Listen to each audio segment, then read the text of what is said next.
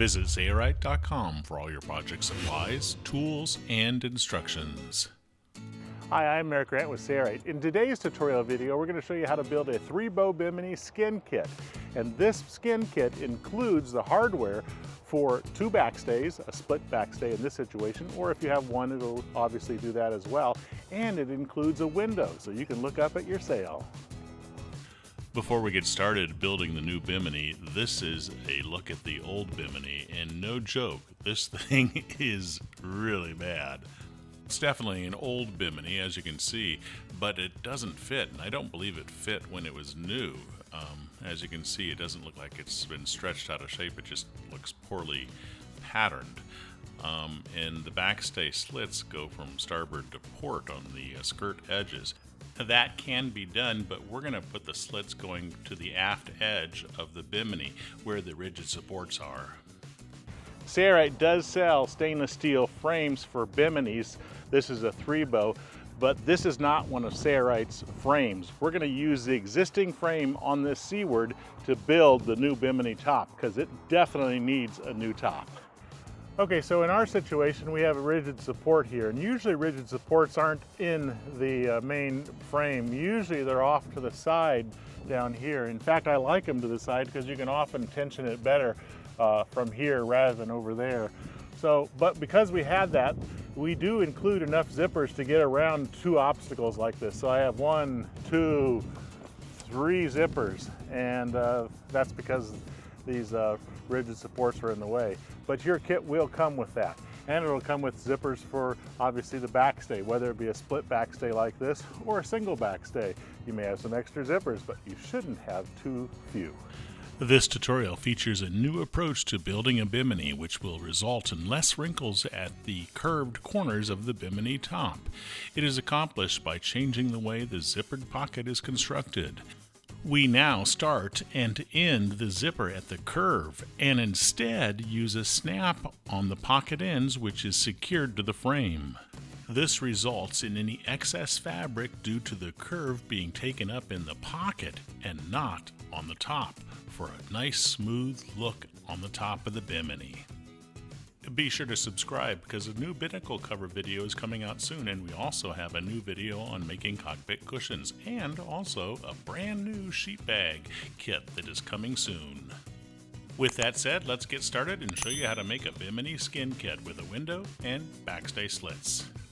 If you're not using rigid support struts, you'll need to install strap eyes on the frame. We're going to show you how to do that now. On this Bimini, there's a cutout here at the pocket for webbing to come down in a V shape to the strap eyes here. However, that doesn't make it easy to walk between the webbing. So what we did, we attached a strap eye here, and then we use these adjustable webbing straps to tension the Bimini, and it has rigid supports at the back. So we still have a nice rigid frame using this system. And back here, this frame has rigid support struts. This is not a frame Sailrite sells. This is an existing frame. We're going to use it for our new Bimini. So if you buy a Bimini Skin Kit, which is what we're doing in this thing, you're going to get adjustable webbing support straps. You're going to get 4 of them. We're only going to use 2 for this boat. Now, the strap eyes, they don't come in the skin kit. These actually come in our frame kits. So if you have an existing frame and you plan to use our adjustable webbing straps, you may need to purchase these strap eyes and the rivets for the strap eyes separately, unless you buy the frame kit, then you're going to get them. This chapter covers installing the strap eyes to the frame. As mentioned, the strap eyes and rivets come in the Sailrite frame kits. So we're going to decide where the skirt's going to go, and we think the skirt's going to go down here for this boat. It can go anywhere you'd like, but we don't want to block too much visibility, so we'll have it start there. We want the strap eye to be a few inches down from that. So I've already measured basically where I'd like the bottom of the strap eye to go and the top, and it's at that mark. So I'm going to take my strap eye and I'm going to put it on so that it's going bow to stern, and I'm going to mark the position with a Sharpie marker here, and then the bottom as well here. So make sure that those marks are exactly where they need to be, because we're going to drill holes into this. I'm going to use a self-centering punch. That way my drill bit doesn't wander. You don't have to have one of these that actually does it on its own, but I really like them. You can use a punch and a hammer. That should do it. Give me a good nipple for that one, and then we'll do the same thing with this one. So I'm going to put some cutting oil on the drill bit to prolong its life. This is 11/32 inch drill bit. Because we have a dimple in there, it shouldn't wander. Drill through the front only.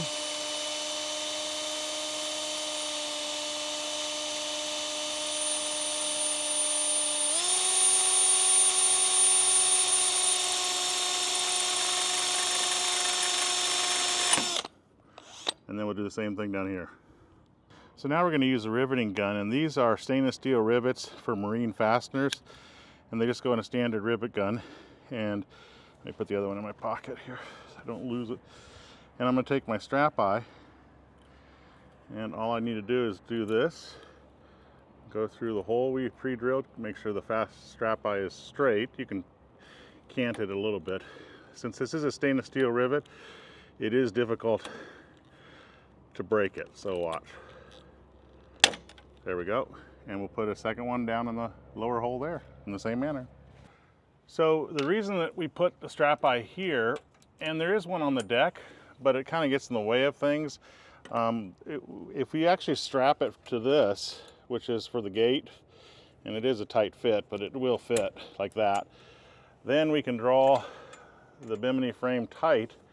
We're using our adjustable webbing strap as tight as we need to, and we can do that on the other side as well. Supplies to make the adjustable webbing strap are included in the Bimini Skin Kit. We'll show you how to make that next. To support the frame, adjustable webbing straps are included in the skin kits. We're going to show you how to make them now. We have our 1-inch acrylic webbing, and we're going to cut 3 different lengths. The first one is at 4 inches, and you want to use a hot knife to seal the end of the acrylic webbing. Since this is an acrylic, it'll last for many years. So 4 inches is the first one. Then we measure to 12 inches and cut.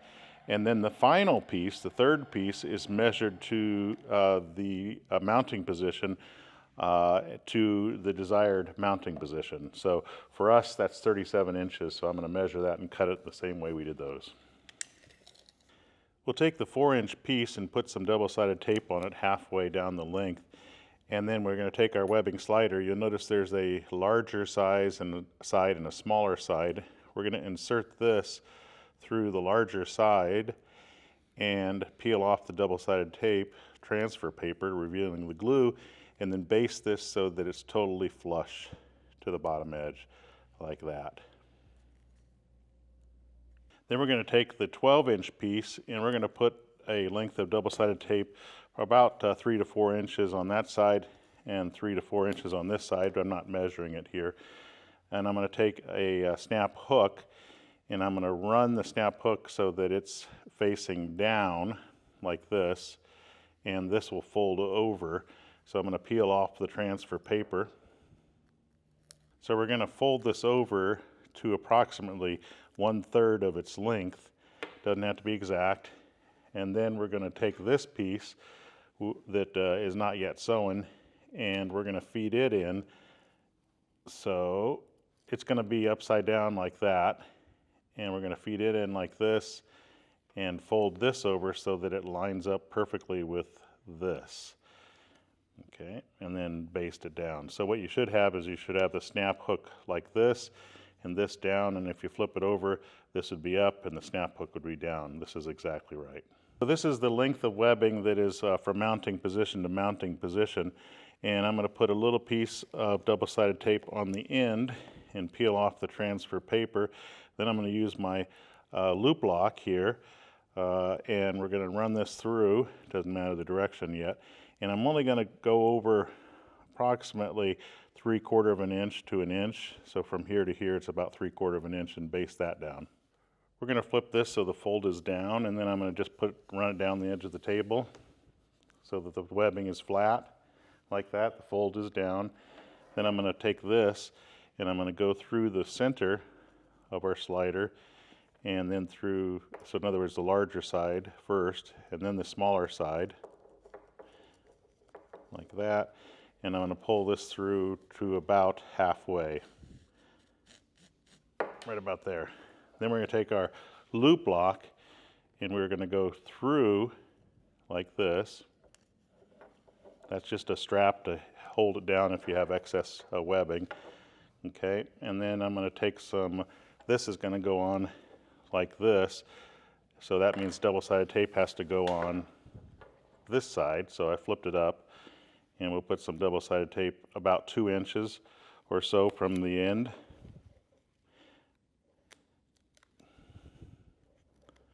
Then this hook goes up, so we want to go through like this, and we want this to be about 2 inches. Okay, I'm going to measure it to make sure because I really want all of them to be the same. So if I measure from here, I'm a little bit long. It's probably no big deal because it is an adjustable strap, but now I'm exactly 2 inches. So if you look at this, notice the hooks are up, and if you flip it, the hooks are down. So everything's basted, now we just need to sew it. So the machine is set to 4 millimeters. I'm going to move this so that I can easily sew this. This is the one that's not going to have a box X. So I'm holding my trailers, and all I'm going to do here for this one is just do some forward and reverse stitching a few times. And I'm also going to go closer to the end of the webbing so that it doesn't stick up proud. And that is plenty of stitching here. So now we're going to sew a box X stitch on this pull tab, which helps to release the strap. And I'm going to hold the trailer threads down, and I want to be a little bit away from my stainless as I do this.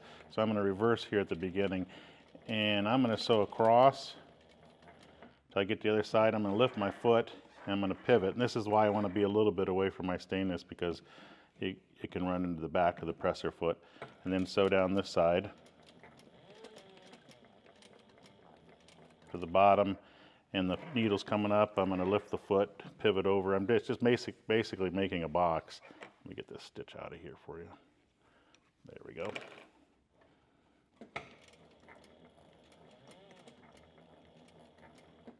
Needle's coming up a little bit, then I'm going to finish the box up by going up here until I reach that first stitch. Then with the needle still coming up a teeny bit, I'm going to make my X, which is coming down here going to this corner. Since these are white threads, they don't really show up much. If they were different color threads, I'd be even more careful, but there I'm to the bottom. Then what I'm going to do is I'm going to pivot this around and sew across the bottom to go to the other corner. And then I'm going to turn this around with the foot up and go to this top corner up here. And then I'll do a little bit of reversing there. And there's my box X stitch.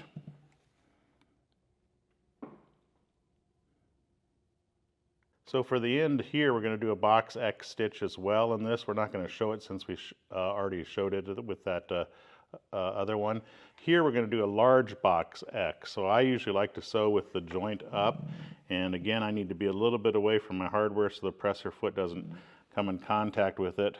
And I want to be close to the edge. So, and you can start the box X anywhere. Notice that I'm not sewing down across the top. Make sure these are lined up as you sew over them. And then sew close to your hardware, but not so close that it's going to be hard to pivot. And we'll do a box X stitch here as well. Just one large box X.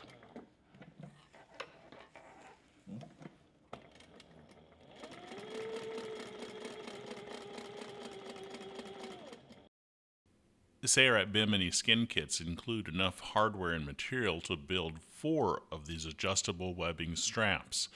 Since our frame already has 2 rigid supports on the aft bow, we only need to build 2 of these webbing straps for our frame situation. Prior to patterning, the frame must be solidly secured. We're going to show you how to do that now. So our first task is to take strapping tape. Since we don't have rigid support, we have a webbing strap in the front and rigid supports at the back. And I'm just going to put some strapping tape near the center of the bow here and kind of tape it here. We don't know if this is going to be the right spot. We're going to go underneath the intermediate bow, which is the center bow, and then we're going to go to the forward bow. Now, we already had a Bimini top on this, and we're going to try to replicate the exact same look that they had before.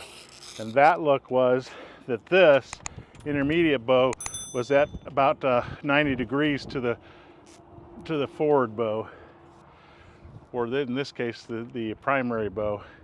So there's about 90 degrees.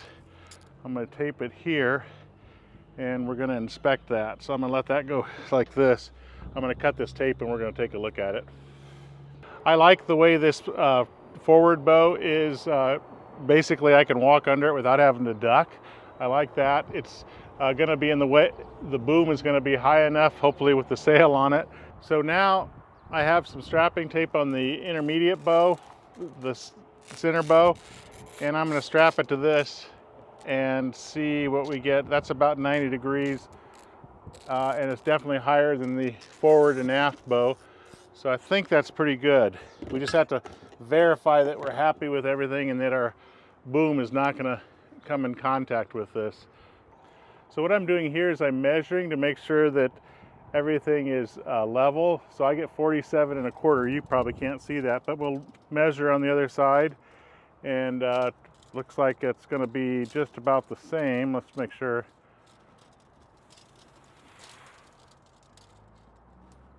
Yeah, 47 1/4. That's good.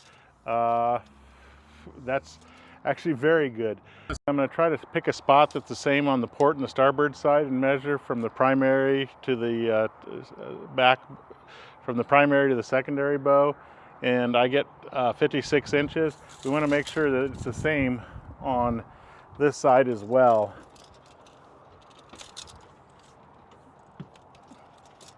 So I'm going to try to guess the spot that I was before. Yeah, 56 inches, it's perfect. If it weren't, I would make adjustments. So now what I'm going to do is I'm going to take my strapping tape and I'm going to go from the forward bow to the aft bow on the port and starboard side. So we have this as a reference to make sure that we are still going to get the same, because we're going to pre-tension the bows to the center position. So underneath the intermediate bow to this one, and we'll cut it and strap it there nicely.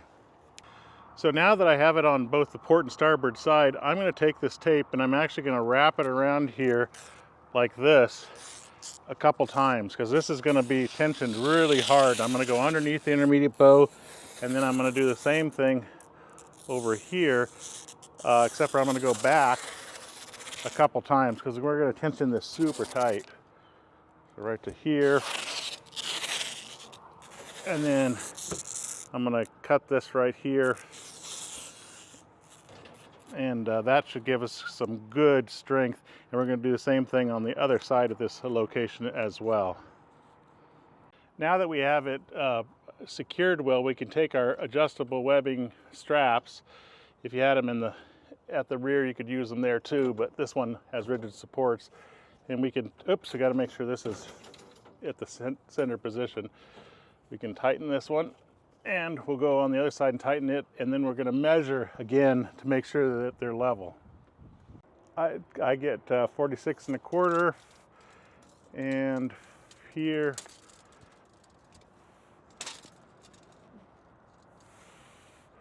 I get just a teeny bit higher. I think that's good. We could just bring this down a little bit more to make it more even. Okay, good. So now our primary and secondary bow are secure. The middle bow is not yet secure. So I'm going to go from here to here and to there and secure it here and here in the same manner, making sure that it doesn't have the opportunity to move forward and aft. Okay, so what I've done is I've measured from the same location on the port and starboard side and found the center location. For us, it's 100 inches. So I'm going to mark on the stainless steel tubing with my permanent marker. I removed the strapping tape between this bow and the forward bow. And now, since I have the center position, what I'm going to do is I'm going to take my strapping tape, and what I'm going to do is I'm going to secure this really, really well, because we're going to pre-tension the bow. So I'm going to make a tail of about 1 foot and then wrap it around here, because we don't want this to give up the ghost. There we go. And then I'm going to go obviously underneath the intermediate bow and to this forward bow and make sure that it's taut. I need to measure this forward bow at 100 inches too to find the center, so I'll do that first.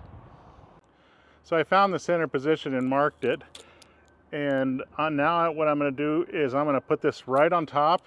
Oops, I dropped my marker. And then with it taut but not super taut, I'm going to put a mark on the top, okay?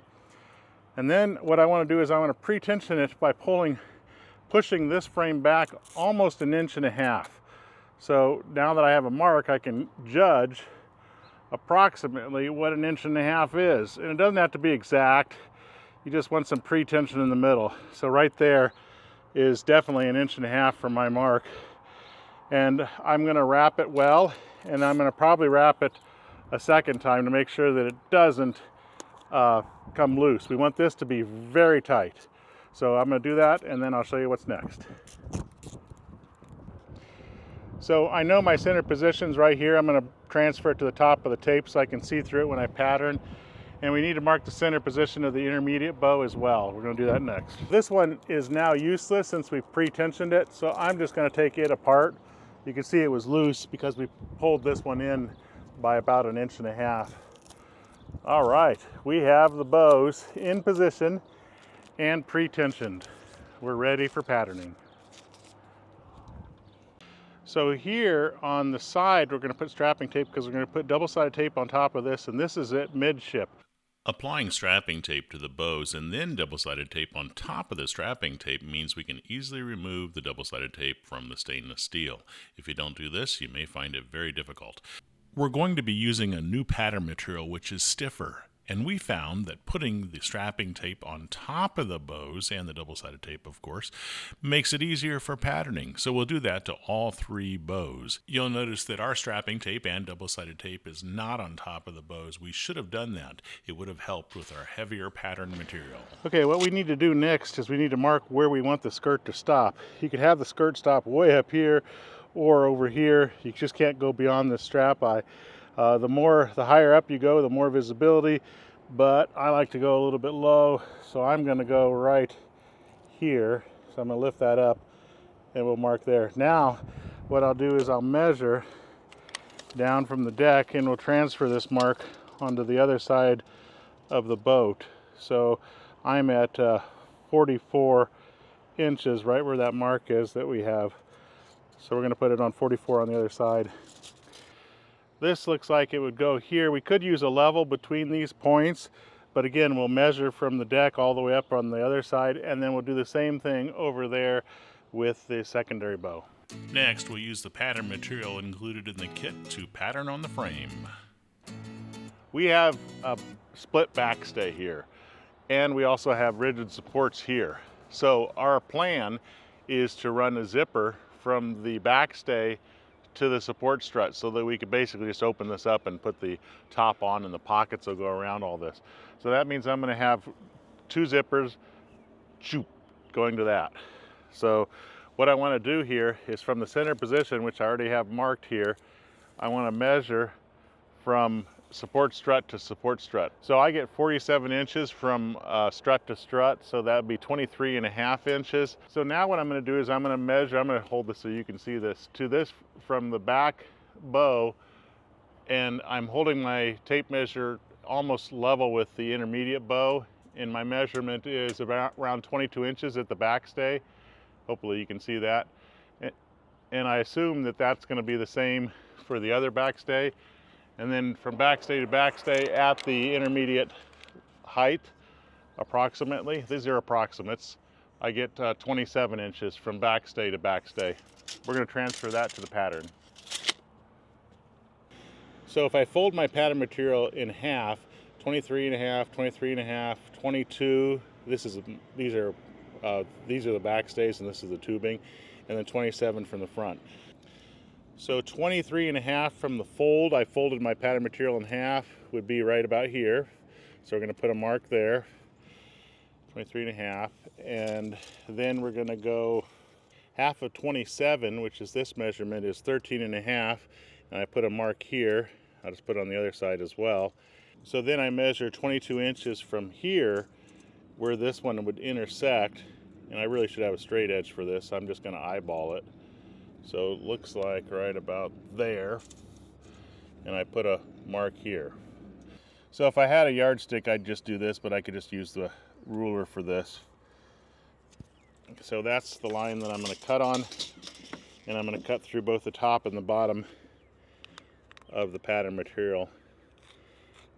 If it's a little bit off, this will be okay. We'll make modifications, but hopefully this will be pretty good. And we'll stop right there.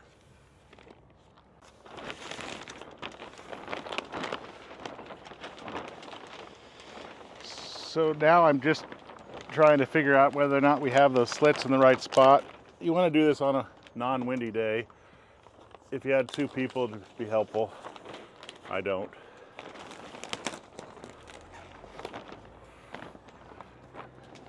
Okay, so it looks like I got to cut deeper just so that I can get it onto my pattern, which is no big deal at all. So I'll just follow this and cut a little bit deeper. I've already removed the transfer paper from the double-sided tape, which can be a sticky subject because we have to get all the stuff past it. We didn't show it, but we cut our pattern material so that it would basically be oversized for just the back section. In other words, the aft bow and the center bow. And we are placing it on top of that. We're going to pattern this in 2 separate sections. So there's my backstay. I'm going to position this down. Hopefully that's the right spot.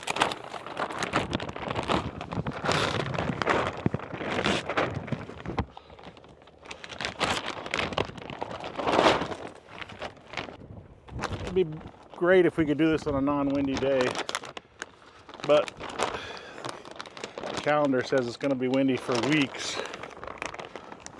so I don't have much of a choice because this wind is killing me.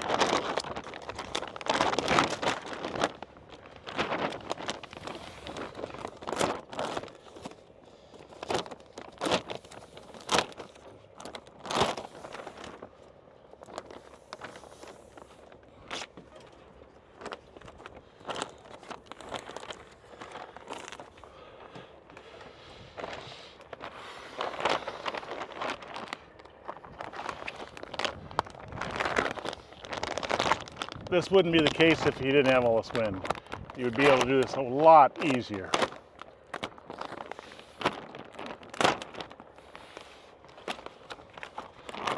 But we're going to try to get her done.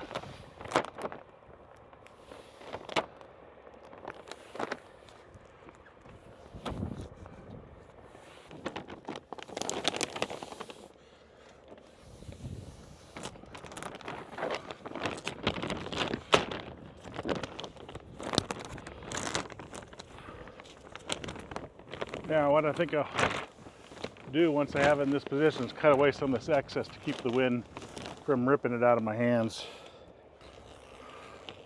Just leave enough that you can still do your tensioning.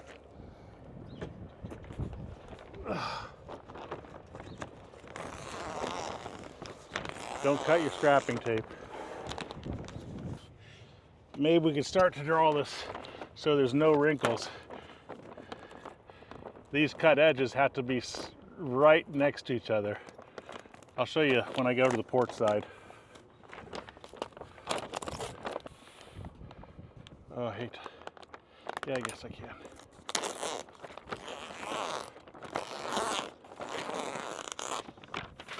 Okay, I think I've got most of the excess cut away, so hopefully it won't blow around much in the wind. So now we have it in the general location, we can start to work out all the wrinkles and such. And this is a job where you have to go kind of like from side to side. If you've got a stanchion that's in the way a little bit like we do here, just cut away the material so that it doesn't impede with the pattern.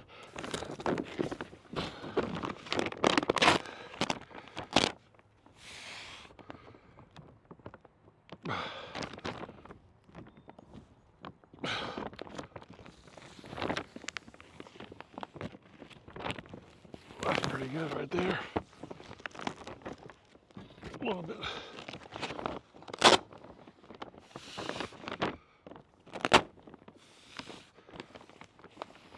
Nicely done.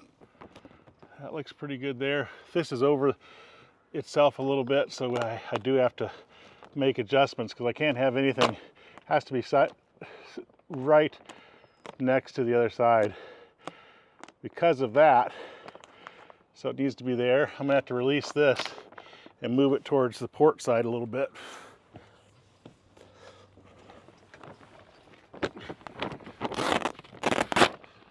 There we go.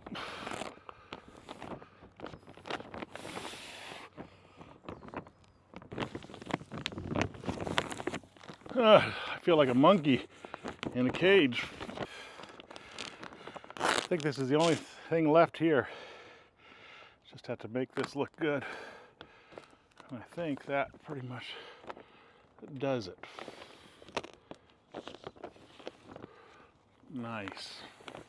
So I think we have the port side pretty much worked out. We're going to work on the starboard side in the same manner. Once I get it all tight, I'll show you what it looks like.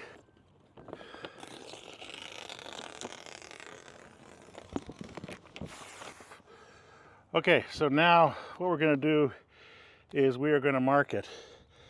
And this is going to have the seam directly on top of the bow. So our skirt is here, so I'm going to put that there. This is not our skirt. So what I'm going to do is dashes following the top of the bow all the way across. Okay, so that's for the intermediate bow or the center bow. We do need to mark the center location as well, which I will do off a tape. Okay, so for this, the aft bow, what I'm going to do, there's the skirt line. So you put it there, and what I want to do is I want to be midship here. Okay, and then what I want to do is I want to transfer to about 45 degrees. So right about here. Okay, so notice my pin is at 45 degrees. The seam will fall right there, and this seam will fall right on the side. So I'm going to try to keep my hands out of the way. I'm going to transfer from midship to that 45 degrees, and we're going to go all the way across. We're going to mark the center, just like that. Okay, this is the port side, so I'm going to write pout for port out. This is the aft, and this is the forward or bow. Okay, and we'll mark sout on the other side.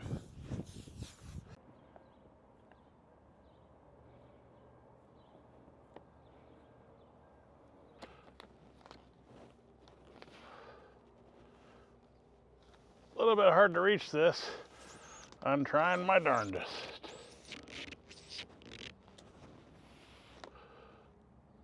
Now we have an obstacle here. I'm going to go ahead and just highlight that.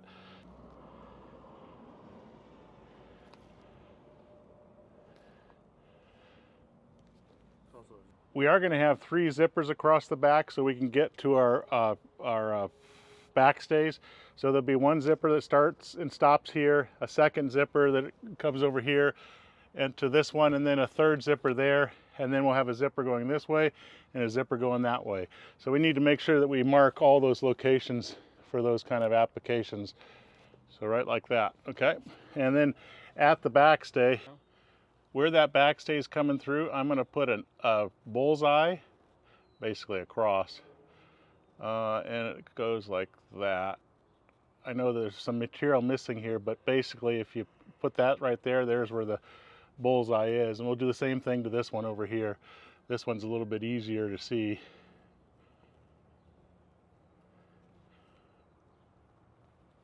Okay, good.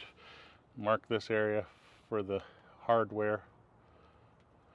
And then I'm going to put a line on this side of the bow, just with my marker straight up against the bow. This is going to be where an intermediate zipper goes. Just put it like this on this side as well. Okay. There's the center. And we are done with that pattern. Now we have to do this pattern. So now I'm going to put double-sided tape right on top of that pattern material without taking it up. We're going to use these lines as a reference to where the seam allowance will fall on the adjacent panel. So double-sided tape on top of that, break it off, and then we'll do it on the starboard side as well. Okay, so now we're going to take off the transfer paper for half of this because I broke it at the center position. Bang, like that. We're going to take this pattern. This is a lot smaller, thankfully, than the other one. It still has to go on top of the strapping tape.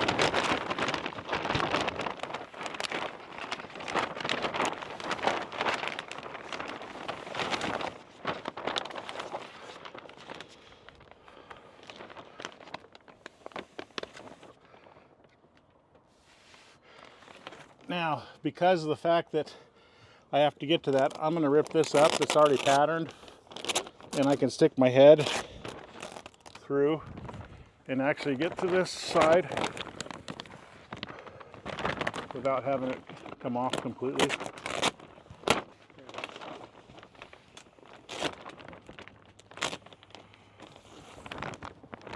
Okay, that's down there. Let's go to the starboard side and get that down, peeling this off.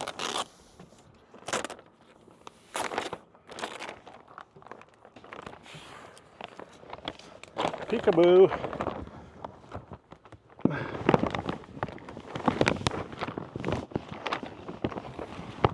Got to get the transfer paper off.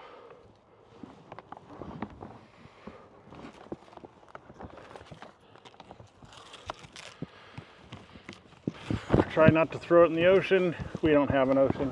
We have a parking lot. We can pick it up. Taking the transfer paper off of the primary bow or the forward bow.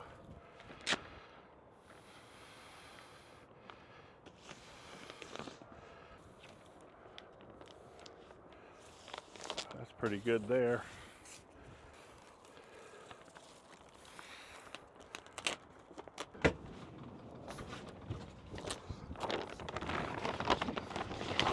Okay, we got it in a pretty good position. I'm just going to work out any areas that may not be totally flat. Like that. If you have two people out here and you pull from both port and starboard and get this down, it's a lot easier than just one person.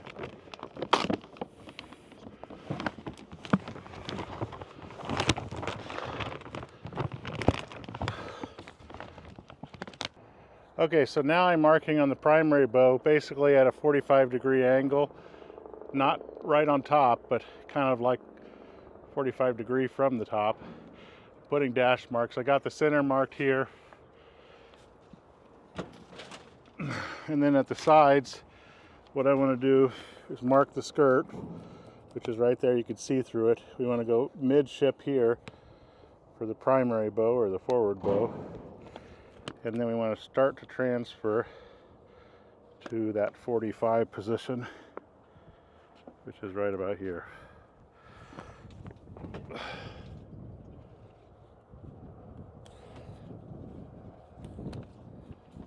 I gotta do this fast because the wind's picking up again.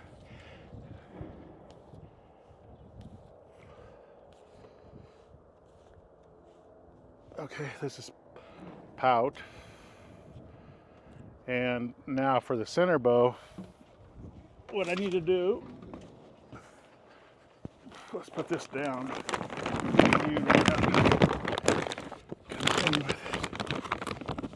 Because I want to mark right on top of these marks.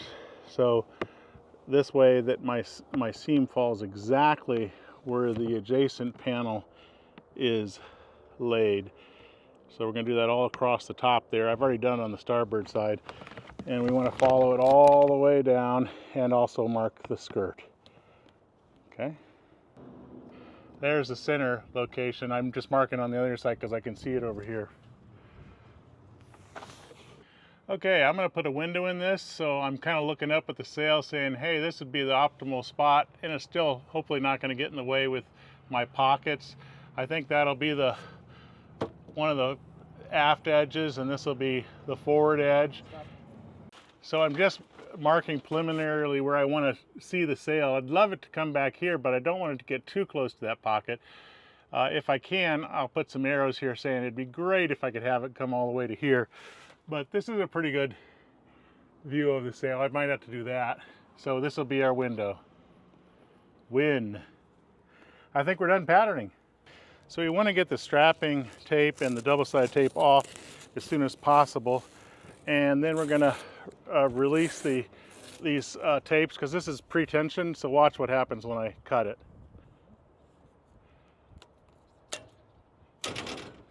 Bounced back. We'll get all this off. We'll be using the patterns now to pattern our aft and forward panels of Sattler marine grade fabric. This is our aft pattern, and these are the skirt edges. So what I'm going to do is I'm going to strike a line from mark to mark to indicate where that skirt edge is. There will be no seam allowance added on the skirt edges. We'll do the same thing to the other end, the starboard end. These are the backstay positions, and this is where our rigid support is. Remember, we patterned and this was butted up to each other. So what I want to do is I want to butt it up to each other and use some packing tape and just tape those here, and we'll do the same thing to this one over here. Okay, now we want to add seam allowance. This is the aft edge, a 1/2 inch seam allowance from our dotted lines here, and then we're going to want to do it over here too. Now this has double-sided tape on it, and it'll make it difficult to do. What I'm going to do is I'm going to put packing tape on top of that so I can slide my ruler on this when I put the 1/2 inch seam allowance here. Here's how you do it. There's several ways to do it, but I like to use a clear acrylic ruler and put my marks on the 1/2 inch indicator, and anywhere that they're on top of those marks you can strike a line. But then as soon as it moves, then you need to move the ruler and strike a new line until they're basically right into each other, and you just keep doing this around the perimeter. So don't think that this edge is perfectly straight here. It is not. We're going to have to do this all the way down this side, and we'll do the same thing to the side over here. But I'm going to put something over top of the sticky tape, because if I peel off the sticky tape, these dash marks might disappear, and I don't want that to happen. I'm going to cut it out with scissors right on those lines, and if any of these lines were slightly off the dash lines, what I did is I faired it up so that my line was always straight, because it's hard to mark on a bow. So that's all you would do. We're going to cut around the entire perimeter. This is the skirt edge. We're going to go to this edge, and we're not going to cut on the dash lines here. We're going to cut on this new line that's a 1/2 inch seam allowance right here. This is the forward panel, and as you can see, it has a different shape. We're going to do the exact same thing here. We're going to draw the skirt edge here. We're going to add a 1/2 inch seam allowance here and here using the clear acrylic ruler, then we'll cut it out. This is our aft panel, and we're using Sattler marine grade fabric, and there is no right side or wrong side to this. If there were a right side and a wrong side, make sure the right side is facing up. But before I start patterning, I need to pull this. I've got a sandbag on here, and make sure that that bottom edge is on our fabric. See how it's off? So you've got to make sure that everything has enough fabric. So I need to run this like that to make sure that I'm well within the edge of the fabric. Okay, so I put weighted sandbags on this, and everything's on the fabric, and it's pretty close to the edge. And we just want to cut this out. I love to use a hot knife. This is a Sailrite edge hot knife with the precision blade and cutting foot, and all I do is run it up against the side of the pattern, and I don't need a cutting glass with this one. You want to push on the trigger and then let go every once in a while to keep that blade from getting super red hot. But this seals the edge of the acrylic Sattler fabric and keeps it from unraveling. So I've cut up to this point, And you can use a table to do this project. You don't have to do this on the floor. I just move my weighted sandbags, put my hot knife on the part that we've already cut, and then I just pull the fabric over, and basically doing this keeps the fabric from moving on you. And then you can just continue to cut. As we said earlier, we do not want to just cut up straight. We're going to use that fabric, so I'm going to turn here as soon as possible and cut the other side. This is the center mark, and we want to cut a very small triangle in that, and we'll do that to the other side as well because it has a center mark. And let's get this out of here. There we go. This is our backstay location, and we marked on the underside when we were patterning. That's why you can't hardly see it. And we made an X. So all I'm going to do is take a marker and make sure I don't mark on my canvas because there are cuts through this. And there's a mark clear over here as well. So we're going to find that treasure, which is right there. Now, since we have an opening here, we're going to go ahead and mark this heavily with our chalk pencil or a marker right in the middle there. And once we take the pattern material off, we'll have that location. There's also another backstay area here. We'll do the exact same thing. If there's no opening here, which it doesn't look like there is, I'll cut a small one there.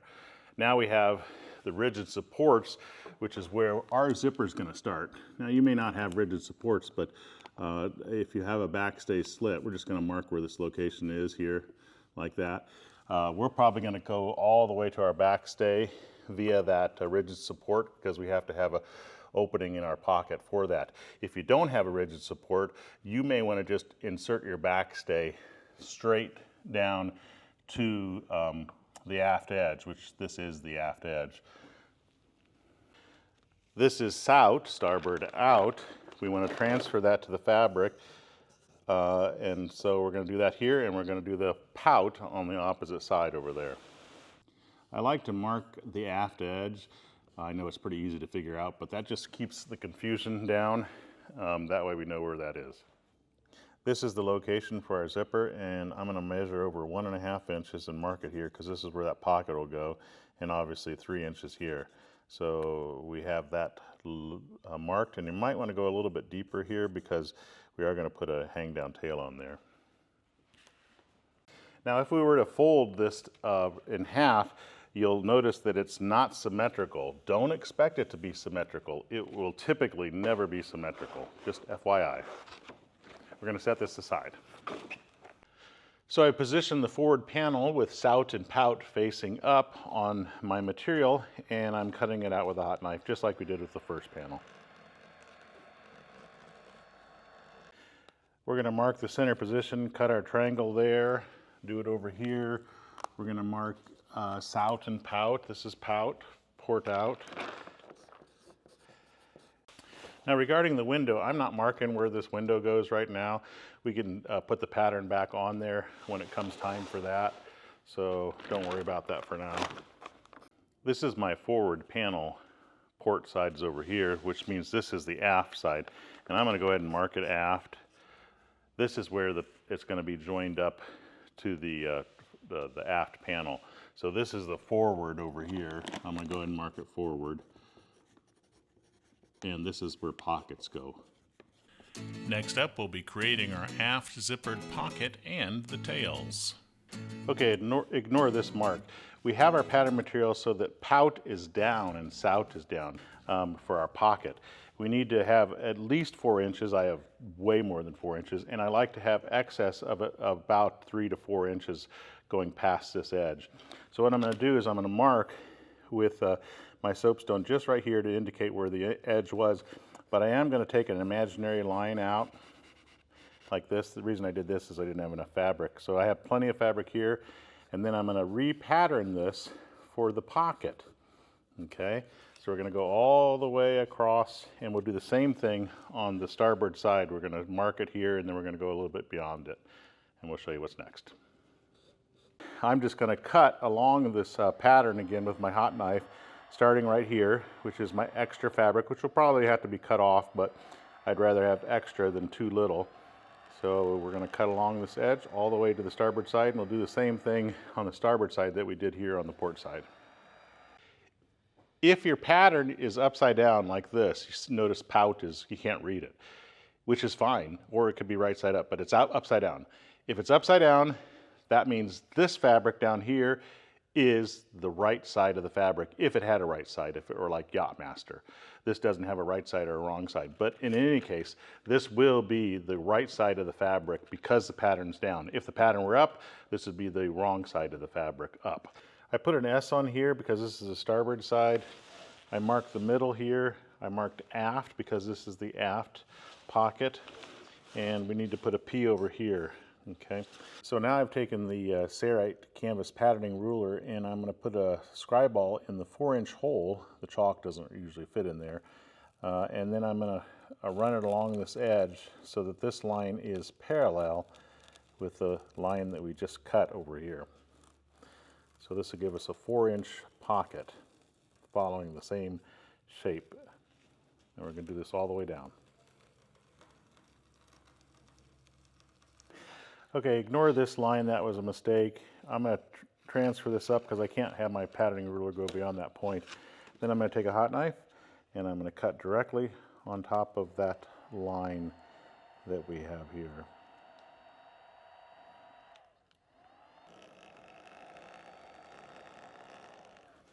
Remember, for us, this is the right side of the fabric, and this on the underside would be the wrong side. So I'm going to mark sin on this, and over here we have P. We're going to mark pin for port in and starboard end. So I cut a notch in this so I can see it on this side, and this is the, as you can see, sin is up, and this is my panel, and this is up. This is the right side. So this is going to go to the center. So we want to line this up with the center mark, and then we want to walk it. Right now we're walking it to the port side all across here because we're going to need to cut the ends off. Remember, we made them long.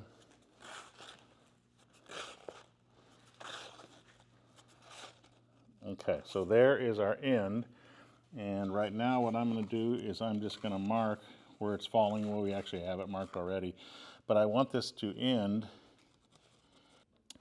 So what we're going to do is we want this to fall short by at least a 1/2 inch, but we're also going to put a hem here too, which is going to take up a 1/2 inch. So because that's the end, right where the cover is, I'm going to just take a straight edge and we're going to follow it all the way up to here. So I'm going to put a line here, and then when this is hemmed back a 1/2 inch, it'll be that far from the edge, which is exactly what we want.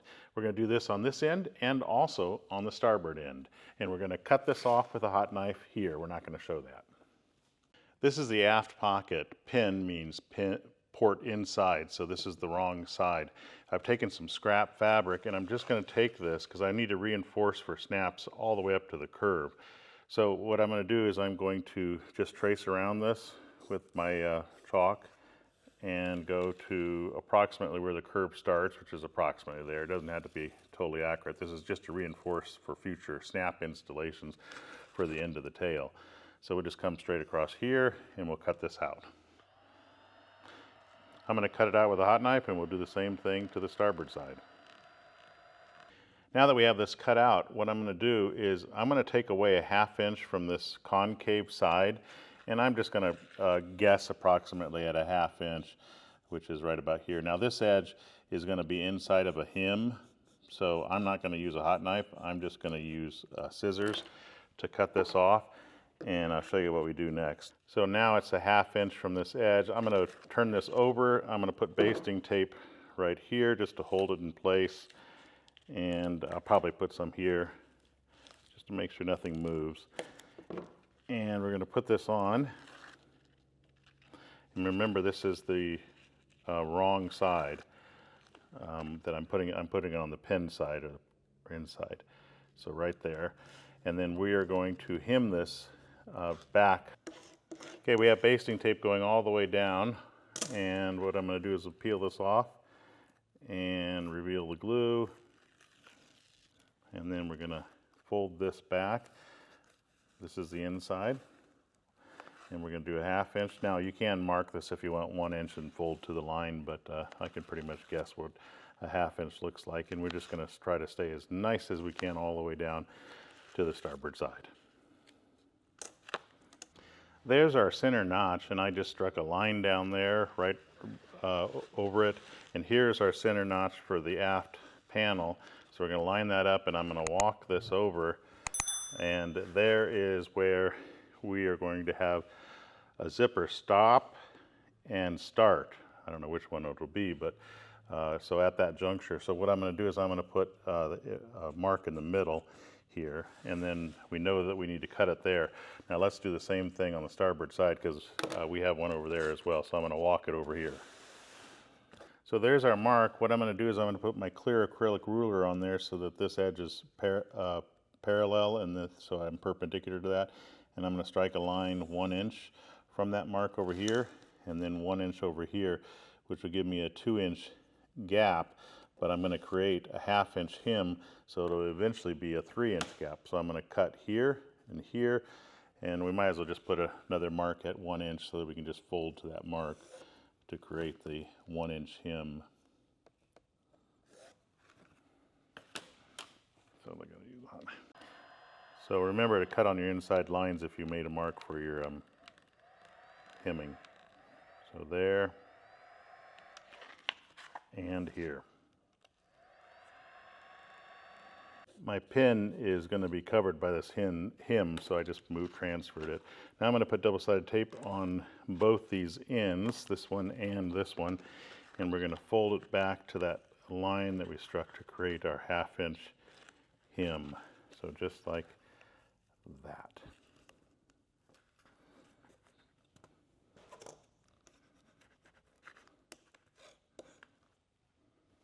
Do the same thing with this one.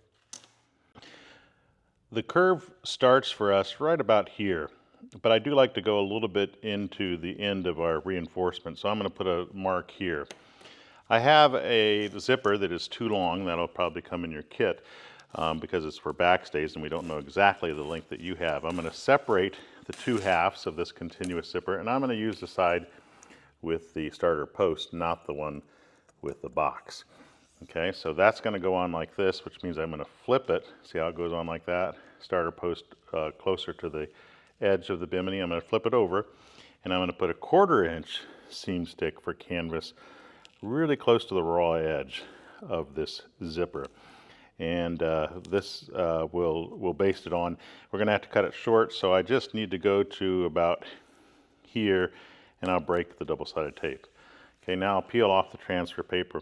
Now, if you've done your 1/2 inch accurately, what you should find is that if you match it up to the edge of your canvas, it should look good on the top side. But we always want to check, because if you deviate a little bit with your hem, the zipper may not look good on the surface, and we want it to look good on the top side.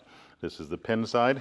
This would be the right side. So what I'm looking for is I'm looking for a uniform look all the way down. If I don't have it like here and here, I make modifications. I peel it up and I move it over a little bit until it looks perfectly uniform. Okay, we did the same thing with this one on the starboard side. We didn't show that.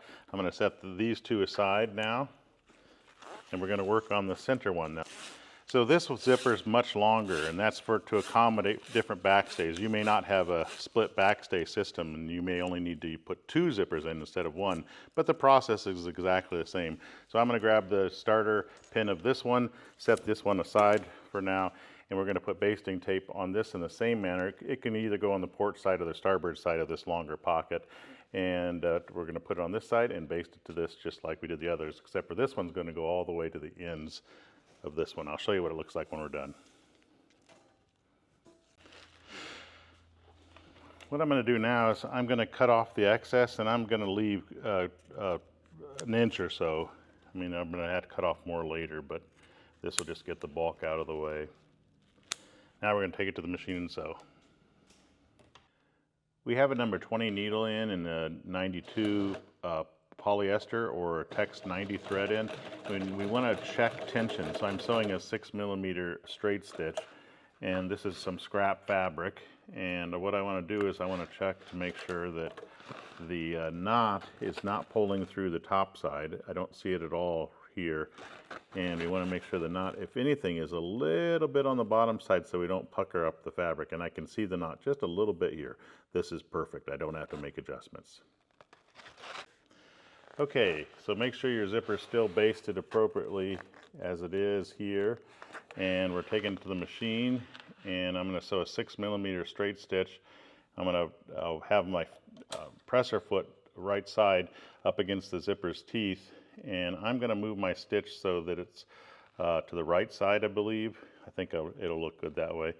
And I will do some reversing here. And a little bit of a heavy reversing, as you can see. And we're just going to sew along this edge, making it look as nice as possible, because you are going to see this stitch. I'm almost to the end. What I'm going to do there is some heavy reversing as well. I'm going to make sure this is up right like this. And we want to sew into that hard spot of the zipper. And I'm going to do it a couple times. And we're done with this one. We do the same thing with the other side one, but I am going to show you the middle one because it's a little bit different.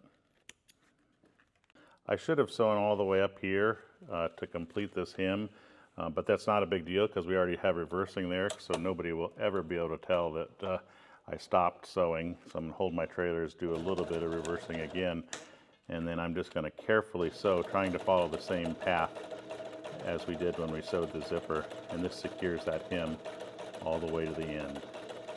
When I get to the end, there's a dog ear. Ignore the dog ear. You want to reverse right when you get to it, like that. Okay.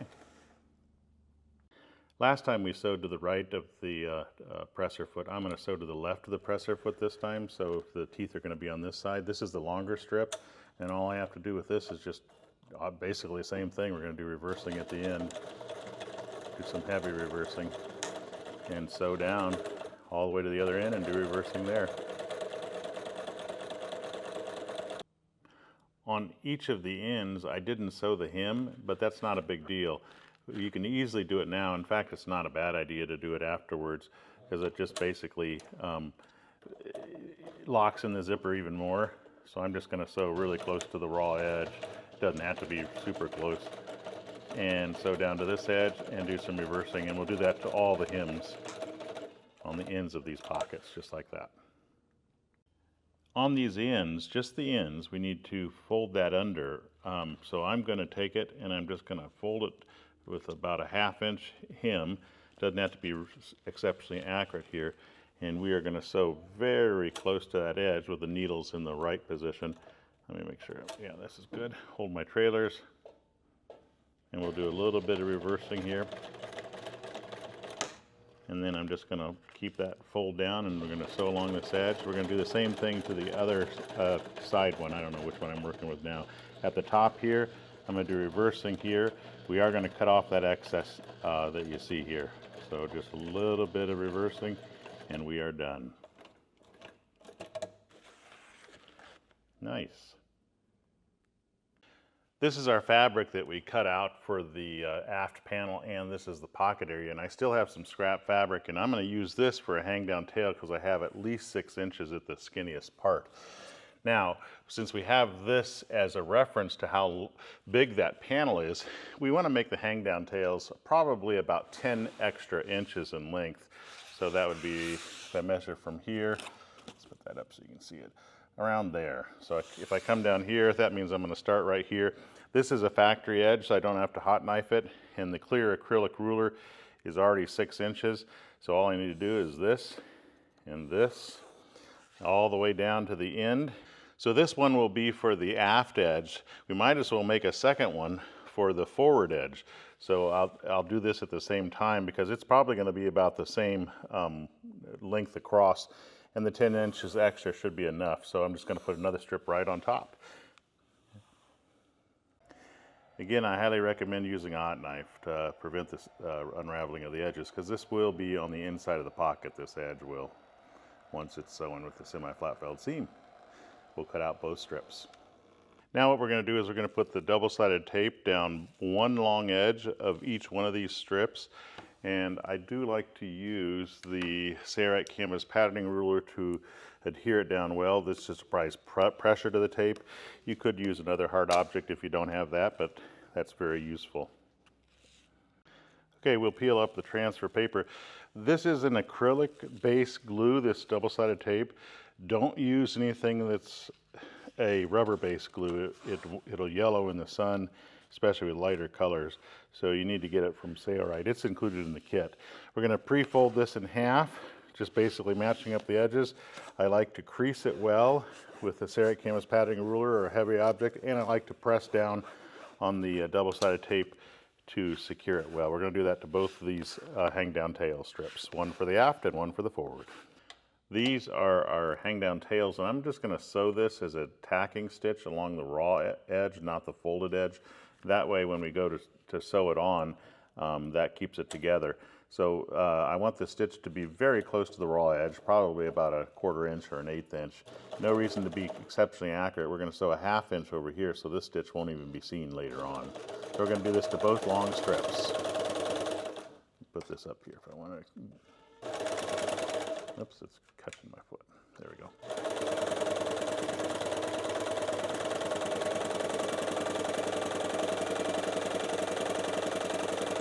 We'll be joining the aft tail and then the zippered pocket on top of it. Onto the outside surface, I'm putting double-sided tape to adhere my hang-down tail, and you do want to go through this part where we're going to have the backstay slit, and we'll go all the way to the other end. Make sure this double-sided tape is very close to this raw edge. You don't want to see this when you're done sewing your 1/2 inch. We're going to peel it off, and this is my hang-down tail, and I'm actually going to have the hang-down tail go a little bit longer than this edge, so right basically to this corner, and we want the raw edge up against this edge. So I'm going to follow this, and if you've got some really sharp turns, you may want to cut some relief slits into this hang-down tail, but I don't think those are deep enough to be concerned about. So we're going to base this all the way down to the other end, and hopefully we have enough. Here's what I meant by going deep enough. We need to be able to see those marks, and I'm going to transfer those marks to this side. So right there, and this mark over right here. Okay, so now we need to make sure that this is the port, it's pin. So this one goes on starting right here at that mark. And we will put double-sided tape from here and all the way over to here and do the same thing on the starboard side. So we have our tail in place. Now we're going to put double-sided tape right on the edge, very close to the raw edge. We don't want to go inside because we don't want to see this tape. And this is where our pockets will be basted on. So when I get to this part, which is marked where the opening is, where the zippers separate for our backstay slit and for the rigid support, I'm just going to break the tape and start here again. And we're going to do this all the way to the, starboard side I'm going to. Now we're going to peel off the transfer paper revealing the glue. This says pin, port side in. This is pout, make sure that that's up, outside surface. This goes right here, right where our mark is, and we baste it on following this edge. And your pocket end, which is right here, should be about a 1/2 inch away from the edge of this top here when we're done. So let's see if it is once I get it basted on here. And this is being forced to take the curve, so you will have extra fabric there. Don't let that alarm you. So are we a 1/2 inch about? Yes, we're about perfect. A little bit more than a 1/2 inch, but that's perfect. Now we're going to baste on the center portion as follows, like this, starting here, basting to this end, and then we're going to baste on the sin side like that over there. So one thing you can do just to hold everything in place is put on these fabric clips because double-sided tape holds, but this is going to hold much better, especially at the curves. So now I don't have to worry about this coming undone as I take it to the sewing machine and sew. I put the magnetic guide on at a 1/2 inch and the needle's in the center position for the Ultra Feed sewing machine. And what I'm going to do is I'm going to start sewing here because this is the edge of the top, and I will do a little bit of reversing here, and I'm doing a 6mm straight stitch, And this is my first stitch for my semi-flat felled seam. So we're just going to sew along here. We're going to keep the fabric up against the edge, make sure that it's basted down well. Follow the curve. Make sure it's flat, especially in the seam allowance area. There's no wrinkles. When you get to the clip, just move the clip off and continue to sew in this manner. Now we're almost, this isn't a straightaway because it does have some curve in it, but we're just going to continue to sew to the other side in this manner. Pretty easy. This is the part where we have the backstay slit and that hardware. We want to sew all the way through with this top stitch. No reversing necessary. Here we are coming to the end, and we just need to sew into where the top is and do a little bit of reversing here. And there's our first stitch. So this is our seam allowance here, and we're going to do a top stitch. So what we're going to do is we're going to fold this back, and we're going to sew into the top here, which means our seam allowance gets folded back towards the top here. So that way, when if water were to run off here, which it won't because there'll be a pipe in here, it would come down like a shingle. So the top stitch goes here. So what I want to do is I want to spread this apart so that I get my top stitch right where I want it. And I'm going to split the top. I'm going to have the seam right in the middle of that foot there with the needle in the center position. So, and everybody's going to see this stitch. So what I'm going to do is do a little bit of reversing here. I don't want to go too deep into it because I want the binding to hide the reversing for the most part. And then I'm going to splay left and right as we pull this apart. So I'm on that first stitch. So right like this.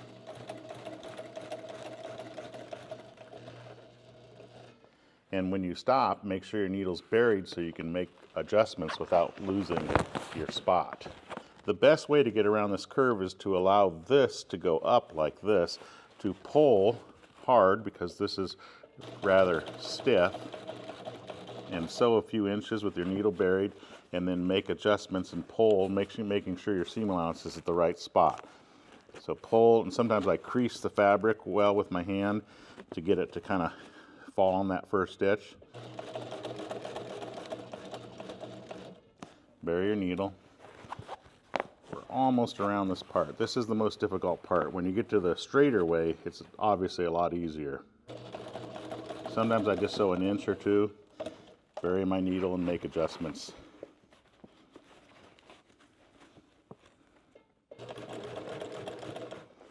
Okay, so now I'm pretty much the straightaway, so I just pull left and right and sew. We'll do this all the way to the other end. These dog ears on the end should really be cut off.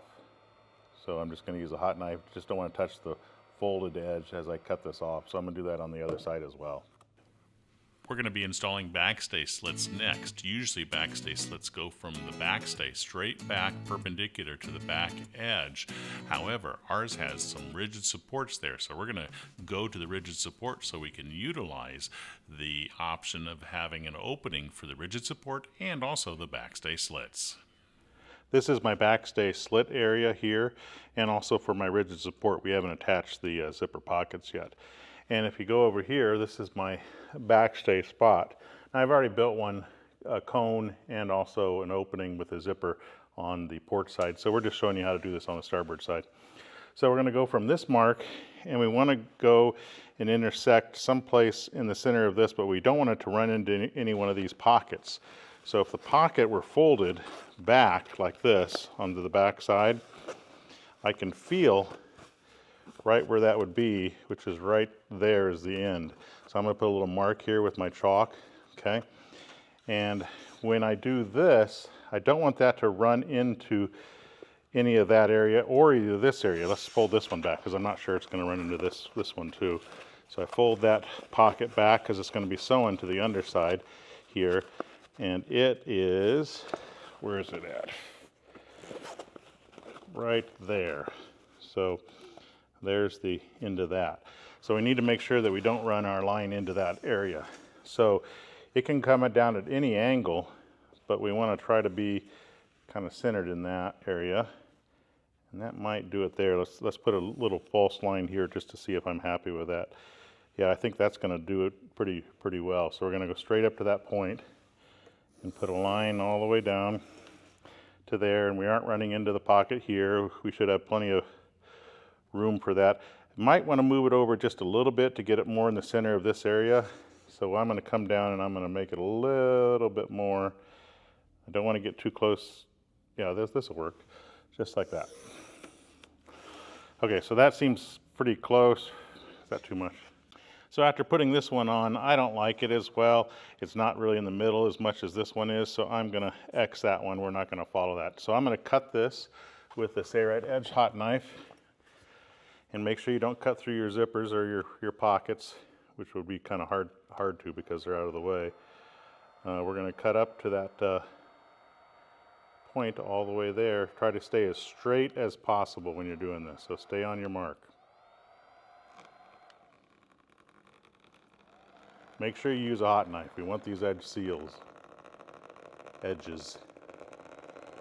I'm going to take a roll of tape and put the circle in the middle of that. If you measure this across, it's 4.5 inches. That's what we're making our circle. So now what I'm going to do is I'm going to mark around this with chalk. And then we're going to cut this out with a hot knife. Now watch how this hot knife works for curves like this. It's really pretty awesome. Do use a hot knife. No cutting glass is necessary, but this thing is awesome for shapes like this, as you can see. We're going to flip this over and work on the underside. So next we're going to take our clear acrylic ruler and we're going to place it on 3/4, and I'm using a number 2 pencil because I want a sharp line here. And you need to be accurate with this. So 3/4 inch, and I'm going to strike a line here that's not too noticeable, but there's going to be a fold up to it, so you really won't ever see it. So if it's off a little bit, I'll just move the ruler and we go all the way up with that. Okay, so now we want to do the same thing over here, 3/4 inch from the edge. We're going to put our double-sided tape on close to the cut edge, and we're going to do it onto both sides, this side as well. Okay, make sure it's stuck down well. This is very thick down here, so it's not going to want to fold very well, but don't worry about it. As long as you crease it well, it should be good. We're going to fold this back, and this will create a 0.375 inch single hem. So we're going to fold right to the line, which is very small, and the smaller the hem, the harder it is to stick down. But we're going to crease it really well with the Sailrite canvas patterning ruler, or if you have some other heavy object, you can do it with that. We're going to do the same thing with this one over here. If you measure this, this should be 3/8 of an inch, and you can see ours is exactly 3/8 of an inch. That's kind of important because we don't want a big gap in here when we put the zipper in. So both sides are done now. This is going to come up all the time, but don't worry about it right now. So we're going to take our zipper. This is a 36 incher, which is going to be too long, and we're going to take the side with the starter box first. Okay, these can be a Linzip brand or YKK brand. I believe this one is a YKK, though I wanted Linzip. It's not a big deal. So we're going to put the slider polar facing down because this is the wrong side of the fabric. But if you get it wrong, don't worry about it. You can always cut the stop off the end and turn it around. So it's not a panicking point. But we're going to put double-sided tape on this side, and we're going to use the 1/4 inch for this. So I put the 1/4 inch seam stick for canvas and upholstery on here, and I don't have to go all the way to the top because it's obviously too long. I put my slider all the way up here so it's out of the way. The starter box goes down here. We want it to be about a 1/2 inch from this edge because we're going to put binding on there. So it goes on approximately a 1/2 inch, so it's right about there. No, you don't have to measure it. And if you've done this right, it should be right up against the edge of the cut canvas, or you can follow your pencil line. But it needs to go on perfect, and don't pull or stretch it much. And we're going to go all the way to the top. We are going to cut it long here. So there's my circle. Is cut it about an inch or two, probably 2 inches is safer. Right there. Don't throw this away because we have our slider on there. We'll put that on at a later time. We're going to make our zipper flange now, and I've already marked it with a pencil just to make the edges sharp, and you can see it's 4.5 inches. That's what I recommend as far as width goes, and I made it longer than my application. We don't need to use a hot knife for this because every edge is going to be hidden on this, so I'm just going to cut it with scissors all around the perimeter, and this is some of scrap. I think I said that already. If your fabric is a Yacht Master, you want to put this double-sided tape on the 2 short ends on the inside, or the urethane coated side. This is not, so it doesn't have a right side or wrong side until I done this. I'm going to create about a 1-inch hem on both short ends over here. And the reason I do it to both ends, even though this is extra long, is that I'm not sure exactly what side it's going to end up on. And in doing this, both ends are going to be finished. So it's a good idea to do that. We'll be cutting off one end, but we don't know which one it is. Then we're going to put double-sided tape on one long edge here, and we will create approximately a 1/2 inch hem here. I'm not going to measure. I'm going to just guess at it. And we'll be folding the other side to this. So we'll show you what to do after I get this one created. Next, we're going to put double-sided tape right next to where we created the hem, and we're going to fold the other side over to this, and this will create a pocket that is about 4¼ inches. I'm sorry, about 2¼ inches in width. After we're done, we'll measure it here when I'm done. So just fold it so that it's flush with the ends and crease it well. Then I'm going to put double-sided tape right on top of that, kind of like in the middle of that area. Doesn't have to be perfect because we're going to put a hook fastener down this. Peel this off, and then we're going to cut our hook fastener to this same length here, and we'll baste it on top of that.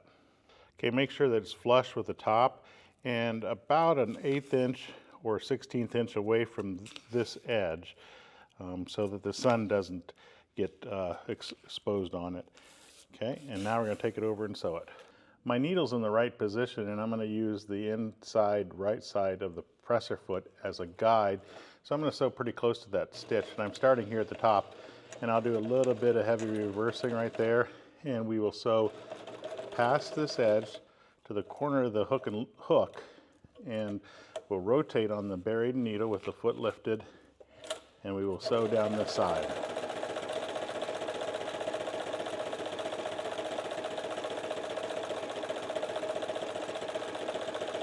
Now when you get to the bottom, we're going to do that exact same thing again. So I'm going to get very close to the top, which is right about there, needle coming up, lift the foot, pivot on the needle, lower the foot, sew across to this side, and do a little bit of reversing here that's fairly heavy.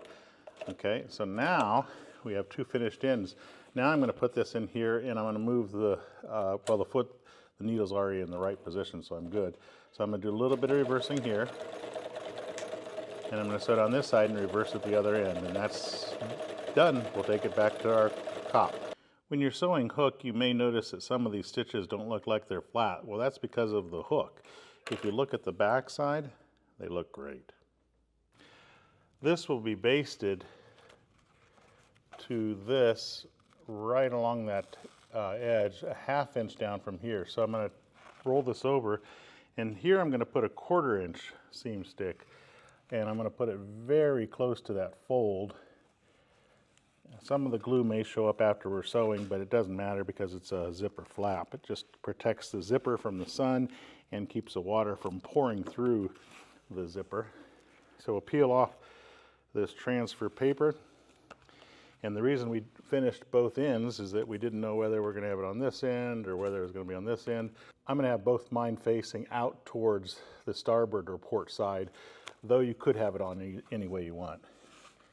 Okay, so now a 1/2 inch from the top here, which is approximately there, and then just follow that pencil mark that you made, making sure that your zipper is folded. We did not show making that pencil line. We made it on the top side of the fabric right next to the flange of the zipper. That's on the underside. Okay, we're going to put our needle in center position here, and we're going to make sure that our zipper is hem for the zipper is folded nicely. And I'm going to start with the left side of the center foot, and I will do some reversing here. So the left side of that center foot is right up against that edge. Okay, and we just want to make sure that we stay on that line as we sew, because some of it's come unbasted a little bit. And it's not a bad idea to stop, bury your needle, and check to make sure that your stitch is in the zipper. We can do that, yeah, just by looking at the back side, and it's good. So we are in good shape. Now when we get to the end, it doesn't stay stuck very well, so I'll show you what we do there. So see how it's not sticking down very well? Since it's creased well, it just wants to stay there, but it doesn't want to stay stuck.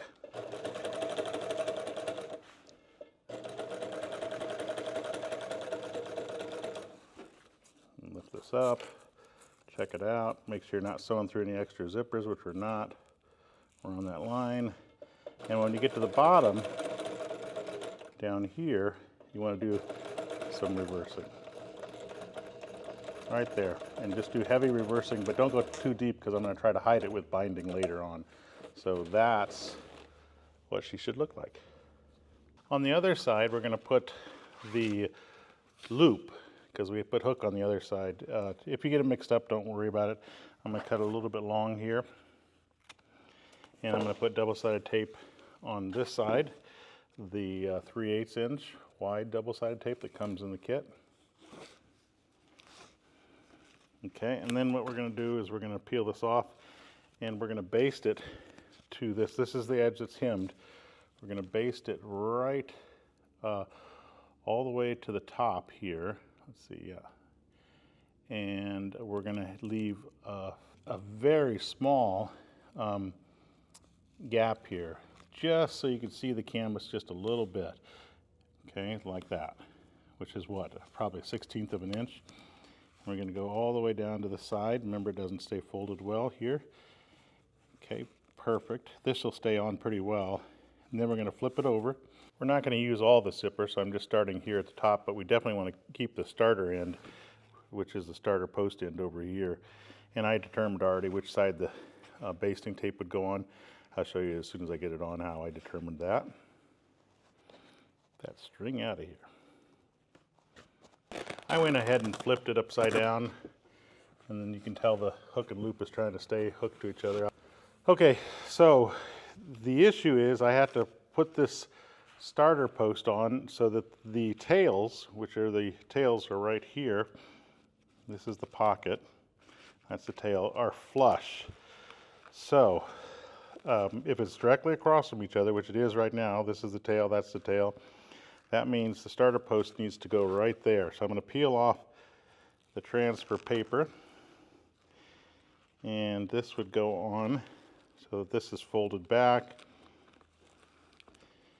and it should be right about there.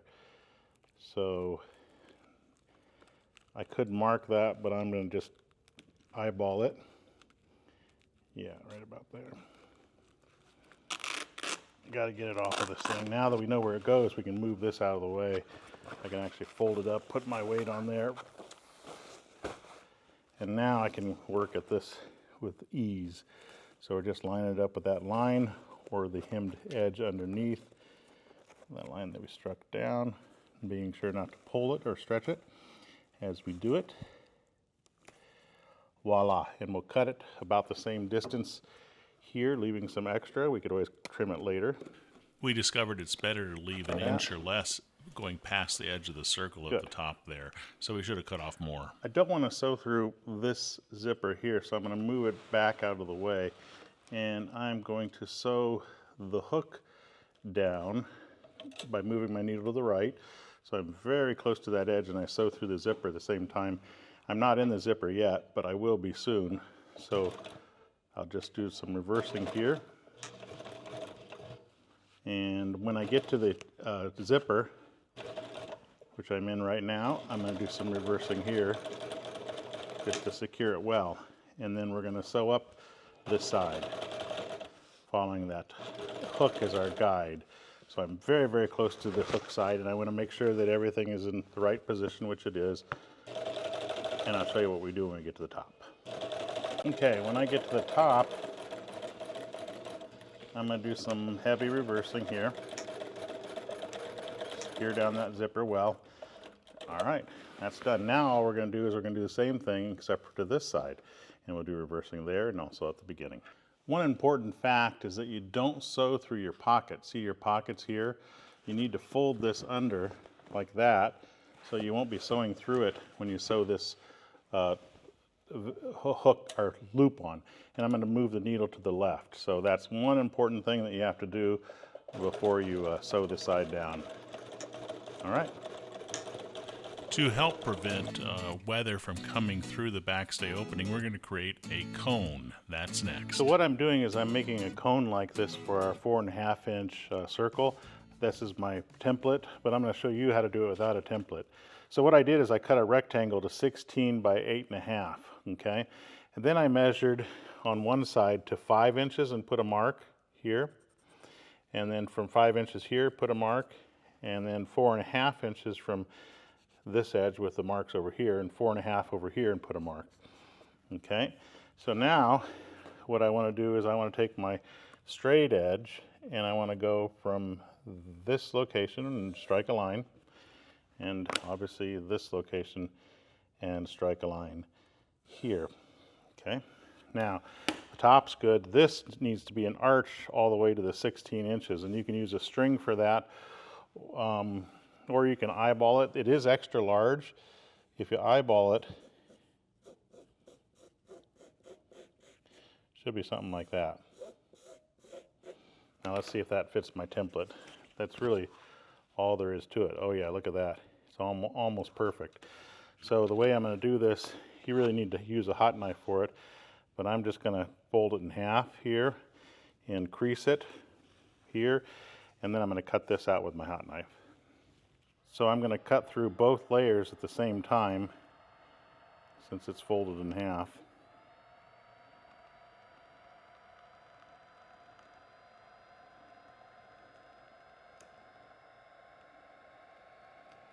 Okay, and then we're going to cut on this arch. And then any edges that I didn't use a hot knife on, I'd want to touch up because I want all these edges to be hot knifed. Okay, if this were Yachtmaster, this would be the underside. There is no right side or wrong side to this until I put basting tape on. So on the wrong side, if it's Yachtmaster, put double-sided tape across the top and hem this down to approximately 1/2 inch. Doesn't have to be perfect. Okay, so there's a 1/2 inch, and then we're going to do a double hem here because this is going to come under some chafe. Top of our backstay is coming through this opening. And then we're going to take this off and we're going to fold it back one more 1/2 inch to create our double hem.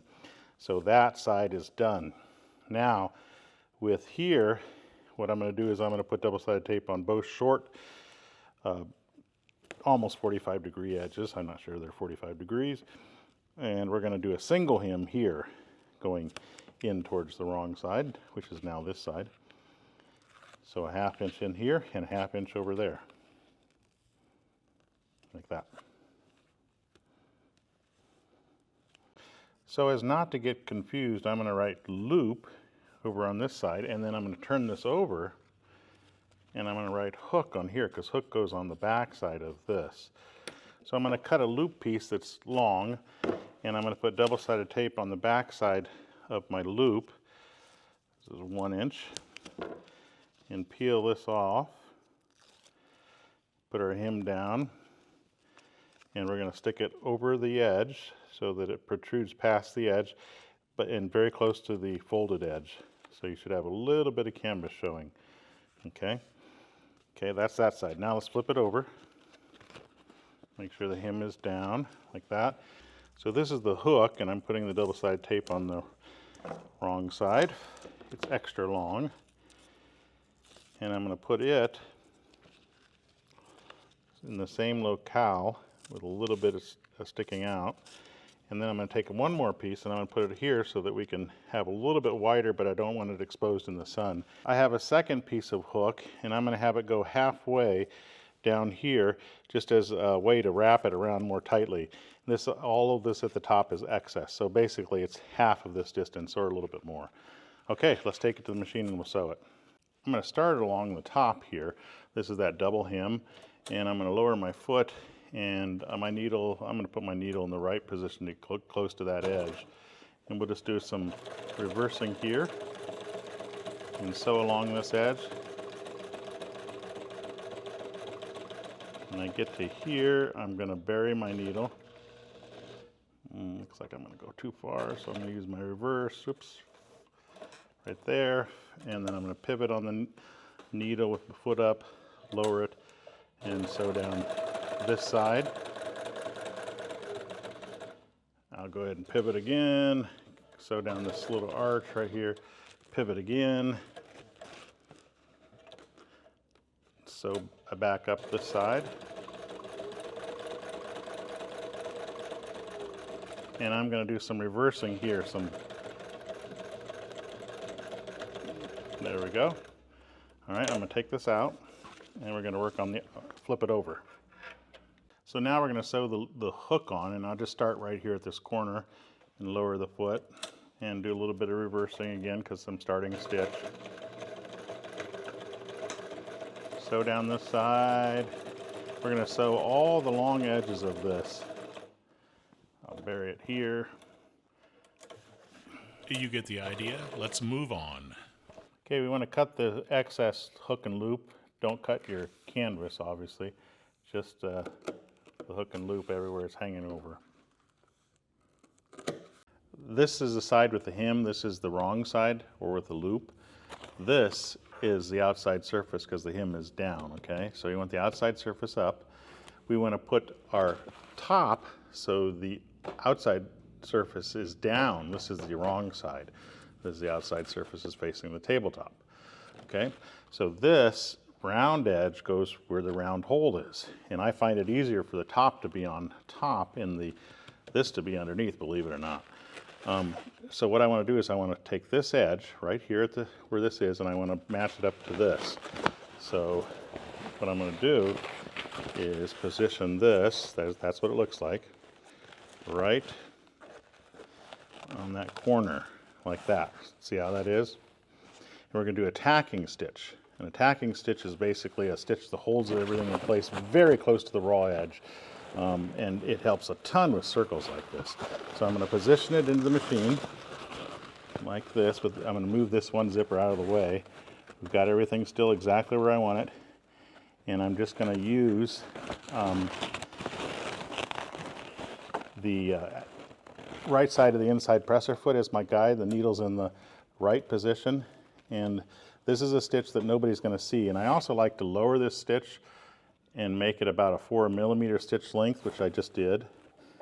And I'm going to turn down my machine once I start this. I could get past this zipper. I'll do a little bit of reversing to make sure it doesn't pull out. I'm going to turn the worker bee down to its minimal speed so that I get full control of this, because we want to be accurate and cause no wrinkles.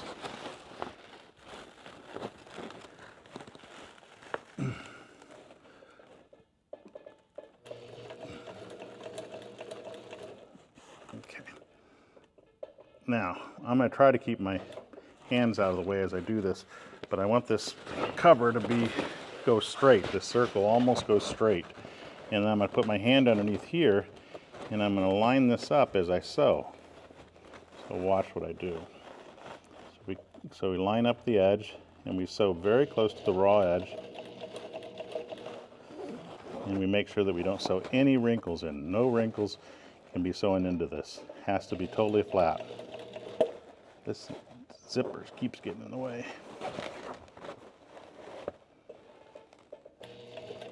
Don't worry if you're a little bit off like I am there, that won't matter. What matters is the wrinkles. And if you position this top, you can see you can get flat sections and just sew it so where it's flat and then stop. Make sure your needle's buried when you make changes, and you can grab the lower panel. You can grab this one. We're flat all the way to there, so I'm going to sew all the way to 1 inch. Doing 4mm stitch length, needle's buried. I can reposition the top a little bit, make sure that it's going in nice. Sometimes by pulling the top over like this, you can get it to flatten out. I'll put my hand down here, we'll flatten out another section.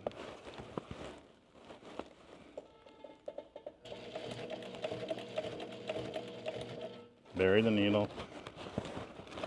You can kind of see what we're doing here. But if you get one wrinkle in this, you really got to start over. So that's why I recommend you go really slow and you turn down the machine and you do a little bit at a time.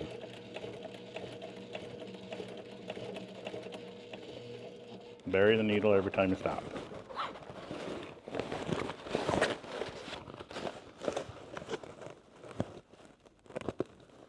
Nice and flat right where you're sewing. Doesn't matter as much outside of where you're sewing. You can see there's wrinkles here, but I'm not sewing those wrinkles in. They're outside of my stitch.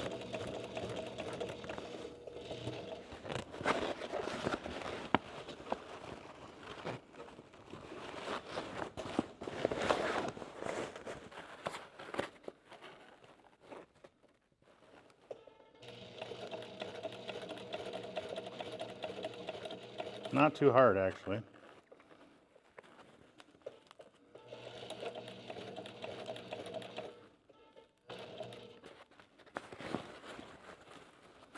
See, by pulling the top over, I can work out some wrinkles. And then I'll turn this around, sew a little bit.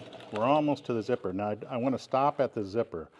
Okay, I don't want to sew into the zipper. I'm almost there.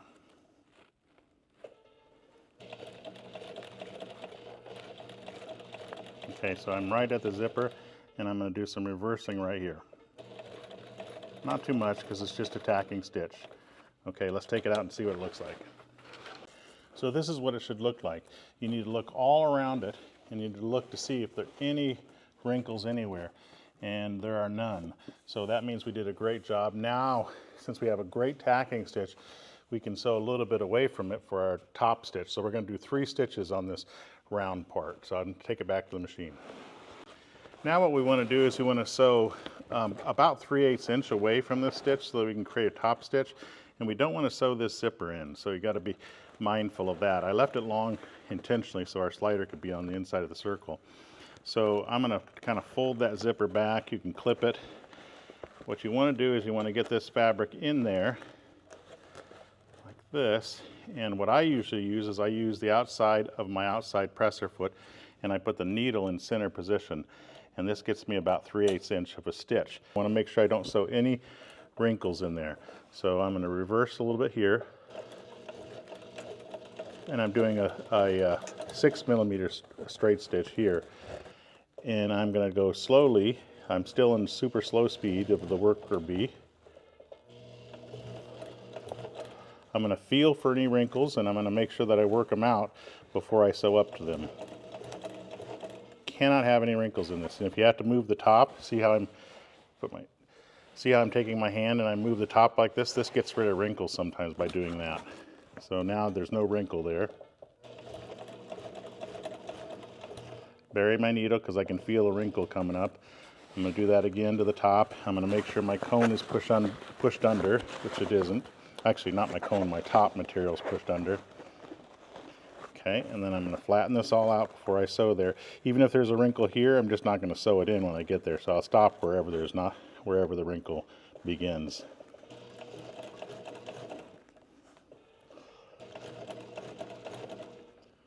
Okay, I'm going to bury my needle and I'm going to work this all out, pushing it in here, moving the top material over like we showed, like that. Now it's all flat. You can look under here. It's not flat here, but we'll stop before we get to there because there is shape in this. That's why there are wrinkles. Just don't want to sew them in. Bury the needle, move the top over, flatten that part out, look underneath, scoot that over if you have to. There we go. Sometimes you can move the top back towards you or away from you to get those wrinkles out. feel for wrinkles. You'll notice with this stitch, all we have to be concerned about is making sure the edge of the fabric is up against the right part of our outer foot and making sure there are no wrinkles. That's the beauty of the tacking stitch. Once you have it sewn in place, you don't have to worry about matching up the edges anymore. You just have to worry about placing the stitch and wrinkles.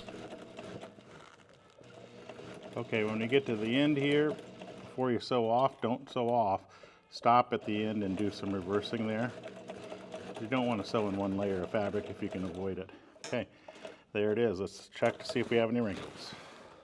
Okay, so what you should do is inspect around this after the stitch is done, and I don't see any hard wrinkles anywhere, so we did a great job. Now we're just going to put a top stitch in, and the top stitch is going to go in the cone side. So we're going to prepare for that next. Okay, so this is our overlap here. It shouldn't be even like this, and it is not. And eventually we're going to come back here and we're going to sew this with a hem, but for now we're not. Now you don't want to sew through this zipper over here. So to do our top stitch, what I'm going to do is I'm going to fold this back, and I'm going to make sure that my seam allowance is going up towards the cone. This is my seam allowance right here. So it's going up instead of down. Okay, that way water sheds off this well. So we want to position this like this, and don't worry about this, we'll get that later on, but we want to start our stitch right about there, okay? So I'm going to get this underneath the foot, and I'm going to sew very, very close to that fold. In other words, my needle is going to go to the left, and we're going to use the left side of the inside foot as our guide for this top stitch. And again, I'm set up for really slow speed with the worker bee, and we're going to do a little bit of reversing here. And everybody's going to see this stitch, so make sure you do a good job with it. We can sew back into the zipper flange a little bit, but you don't want to sew into those teeth. Okay, so we're just going to open this up so that we're on that fold. This is the easy part. Just go slow. You can roll your fabric around. That does a good job. I can feel that I'm in my seam allowance on the bottom side, and we're sewing a 6mm straight stitch. Pretty easy. The hard part is already done.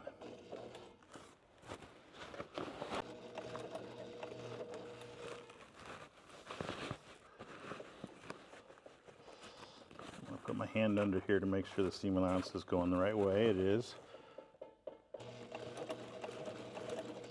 So we're coming down to the end here, and we're going to sew through this hook, and right now I'm at the end, and I'm going to do reversing all the way back through the hook. It looks like I've got a few thread problems here.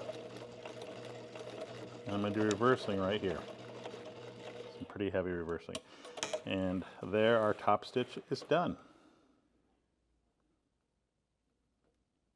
Nice. Now the only thing left is this little trailing edge. It's just an unfinished edge. What I'm going to do is I'm going to fold this back like that and just put a stitch here to hold this down so that it looks like a finished edge. You'll always have a little bit of a flange. It could be a little bit bigger.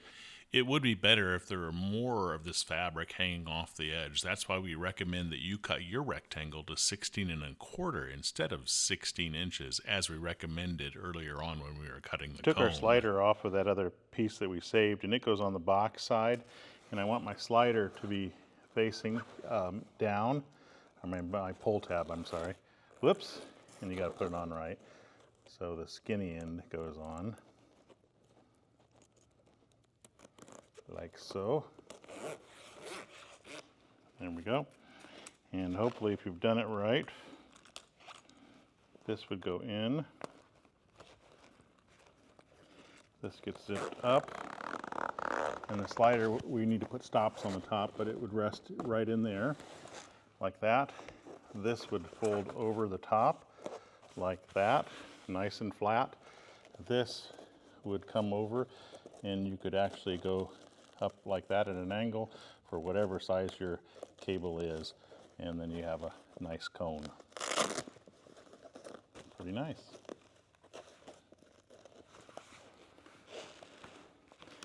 We can cut off this excess, and I'm going to use scissors on this hook. I don't want to cut my canvas. That's kind of why I like to use scissors, like that. And then this one, I'm going to do the same thing, following the straight edge here. You can strike a line if you'd like. We don't want to cut up anything except for this edge, and I am going to be putting binding on this, so technically that edge is going to be bound. We don't really need to use a hot knife, but that's how you trim it off. Up here at the top, we have our slider already installed on this one. This is the other side one. We're going to put stops up here, but before we do that, I think we should zip it up. Goes down like that, goes in like that. Open this up. This is some of my excess zipper. I'm going to cut 2 teeth off of it. I've done it with 2 of them. And I'm going to take these and I will press it into this end. And sometimes what I need to do is, let's put it right here, is take a hammer and get it in there. Oh, there, I got it actually nicely with just my fingernails. I like to use an R blade for this, and I actually just melt the teeth. And you want to do it to the point where it doesn't catch fire. I actually put a hole in the flange, which I didn't want to do. Don't lay it on top of your canvas, and do it on this side as well.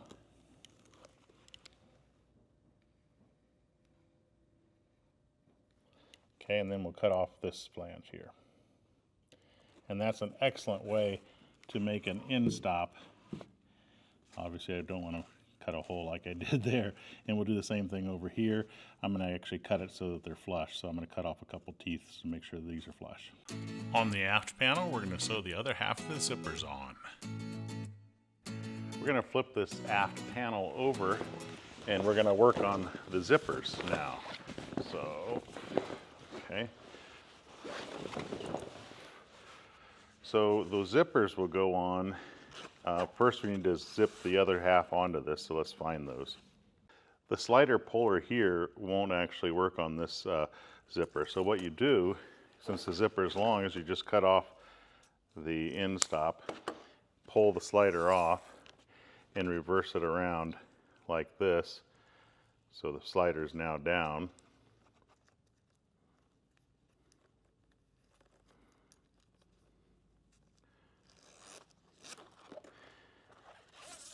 And now it works perfectly. Now I'm going to go ahead and pull the slider completely off like that, and we're going to save this, and I'm going to cut this so that it's just a little bit longer than the pocket, and I'll do that for all of my zippers. I'll remove this double-sided tape. Having the slider off will make it easier for us to baste it to the underside of the top, so we're going to do that for all of these. I'm going to put a 1/4-inch seam stick for basting tape on the underside of this, on all of the zippers, very close to the outside flange of the zipper. We're going to start with the middle zipper. It doesn't really have to be done this way, but that's just what I'm doing. Pulled off the transfer paper. Now what this needs to do is it needs to fold back on the underside of the top like this, and you really want this seam allowance to be flat. So I usually just do this, and I push the zipper down, and then I pull over here and push the zipper down over here. And then once I'm happy with the position, then I will come back and I will apply pressure on the basting tape everywhere here. Now notice how this zipper almost runs into this other one, but doesn't quite. What I'm probably going to do is just cut it so that it's flush with this end, so I don't have to worry about that, because I didn't know it was going to come that close to it. So we're going to do this to this, and I do want to show this one of the side ones, so after I get this one basted on. Okay, I thought I calculated for this when I calculated for the zipper going down, but obviously I did something wrong here. So how can you fix this? Well, we're not going to fix it. We're going to sew right to that stitch, because our flange basically is sewn on here, and this is the hook and loop side. So that means it'll still work perfectly. Another way you could fix this is obviously just cut these so that the opening is a little bit wider rather than 3 inches. Or you could take the zipper off of this completely and sew it so that it falls right there. But this isn't going to hurt. We can still attach the zipper. This will just be over these teeth once this is zipped up. So we're going to stop sewing right at that stitch line right there. Okay, once we have it basted down, I'm going to carefully separate the zipper, and I'm going to put my fingers here so I don't lose my basting position, and rip it apart all the way down to the end. Just don't let it come unbasted. Instead of using the teeth as a stop, I'm going to cut my binding to 2 inches with the hot knife, and I'm using the R blade for this. And I'm going to use this as a stop on the end of the zipper. I'm going to put the slider on and make sure that I don't lose my basting tape. I'll put it somewhere in the middle here. And then I've cut 2-inch strip of binding and I put double-sided tape on it. This is going to be our end stop. So I'm going to peel this up and I'm going to put it basically to the back edge of the zipper and fold this over the teeth. And this will make a great end stop for this. Now we're going to do the same thing over here, putting one here, but we'll do that after these zippers are installed. So before we do any of the other zippers, I'm going to go ahead and take this to the machine and sew it because these may come unbasted. So let's go do that. So as we mentioned, we're going to start sewing right here, right where that stitch is. I'm going to hold my trailer threads. My needle's off to the left to get closer to the, off to the right to get closer to the teeth. And I definitely want to do some reversing here. Okay, and then we're just going to sew beside these teeth, making sure that nothing becomes unbasted. And you could put a mark here if you feel like, hey, it's not going to stick well. Make sure you do this at a 6mm stitch length. When you get close to your slider, just move the slider, lift your foot with the needle buried past your foot, lower your foot, and continue to sew. Okay, we're coming up to the point where the stop is, and the flange is hooked and looped over here, so we can sew into this stitch and stop. So watch.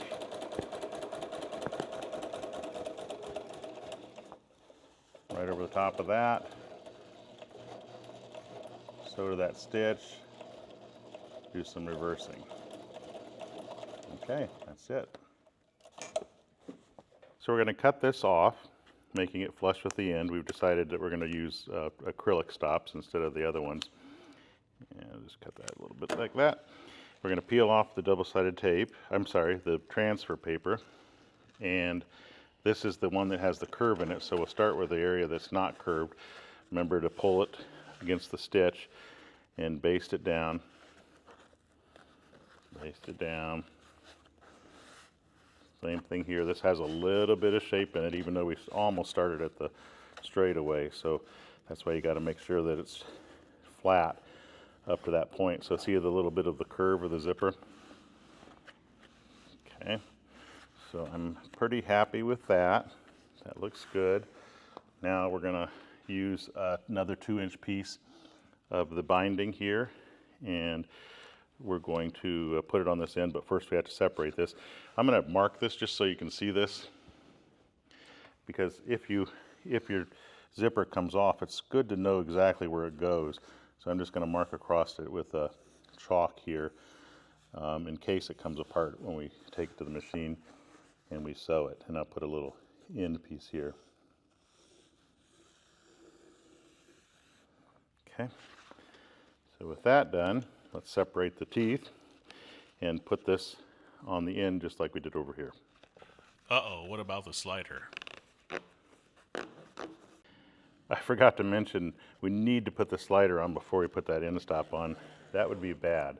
So we're going to put it there and then put the end stop on. Same process here. Needles in right position. Do a little bit of heavy reversing at the end. And then sew down the teeth.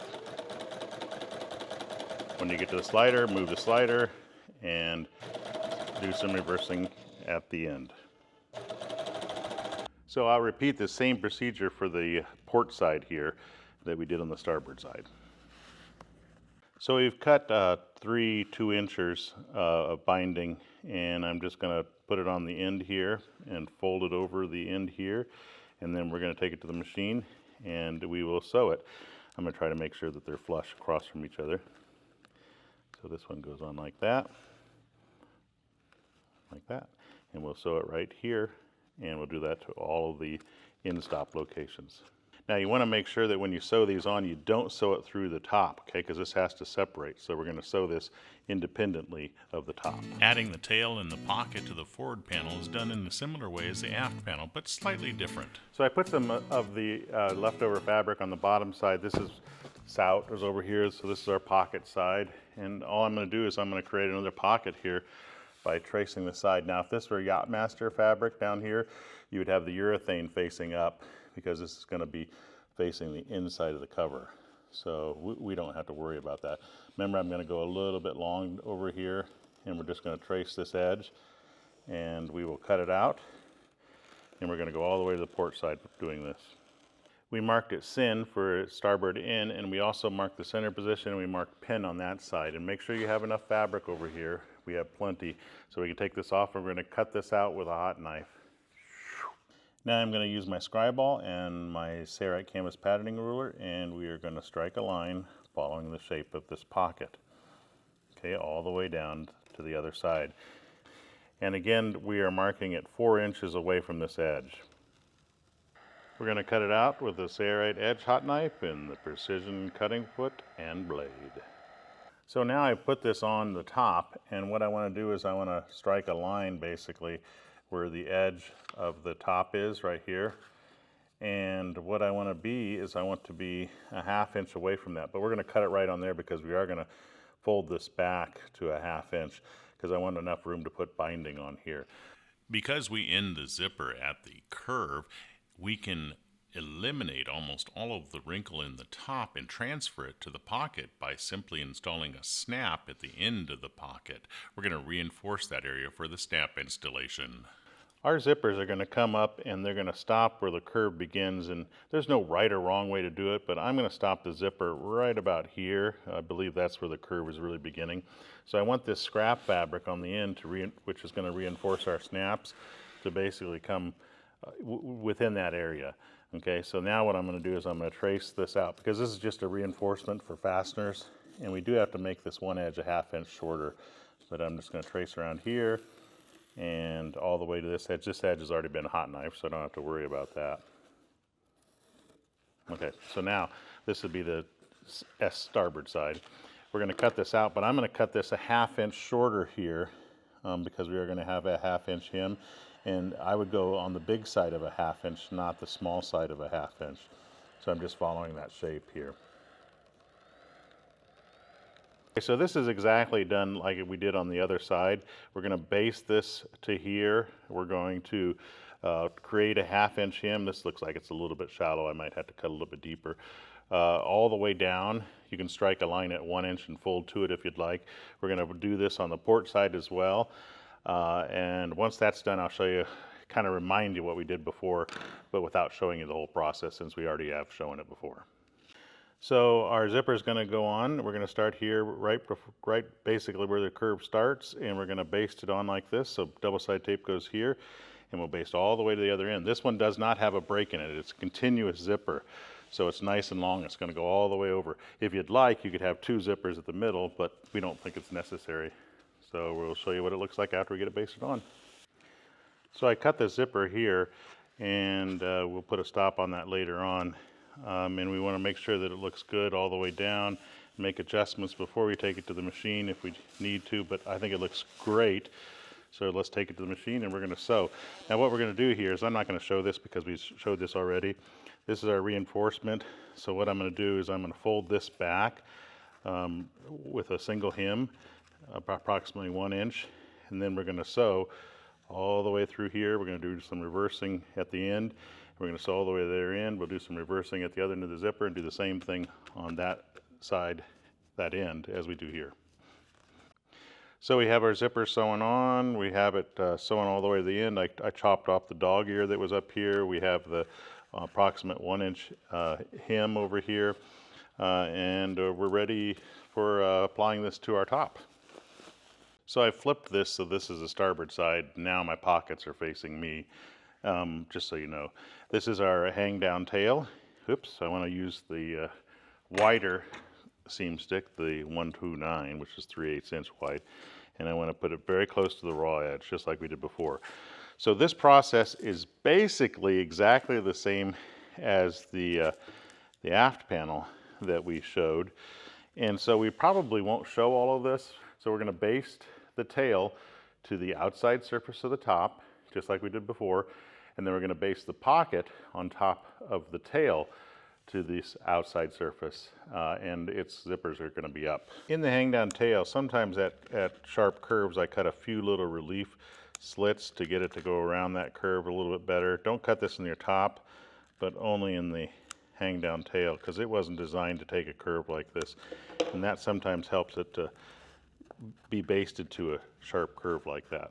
Okay, so our hang down tail is on. We have plenty of material, and now comes the pocket part. We're going to put double-sided tape on this very close to the raw edge because we don't want it to show up for our pocket assembly.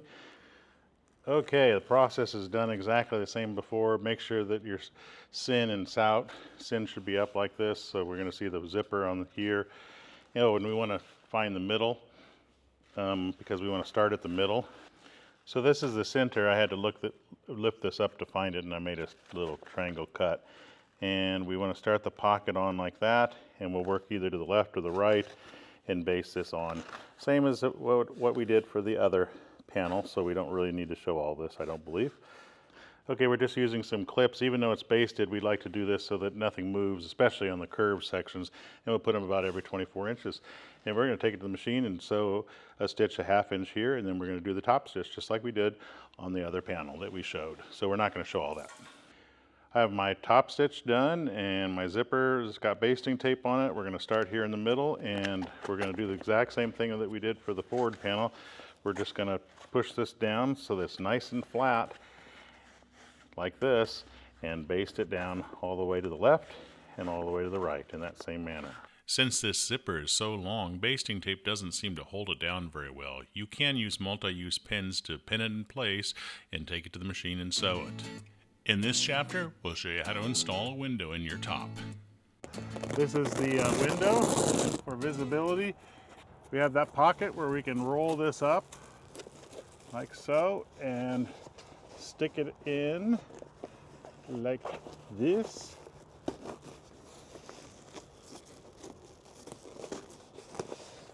And canvas will get softer as it gets used more, but excellent visibility. Let's see if that's going to work well.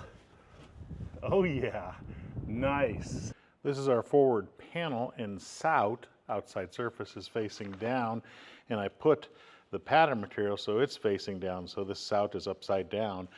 And we put the center notch right over the center location here. Here's where we marked the window, and we made it rather random here. So what I'm going to do is I'm just going to say, hey, I think I even said I could have the window come back forward a little bit here. So I'm just going to put a mark here. So I struck a light line from the center, with this being perpendicular to this edge here, so that's approximately the center. I think what I'm going to do for the window is I'm going to make it about 16 by 16, and I might actually come a little bit further over here. So I'm going to mark this at 16. You can, again, make it any size you want. And then obviously 1/2 of 16 is 8. In retrospect, I am too close to the center seam. That's the edge I'm standing up against.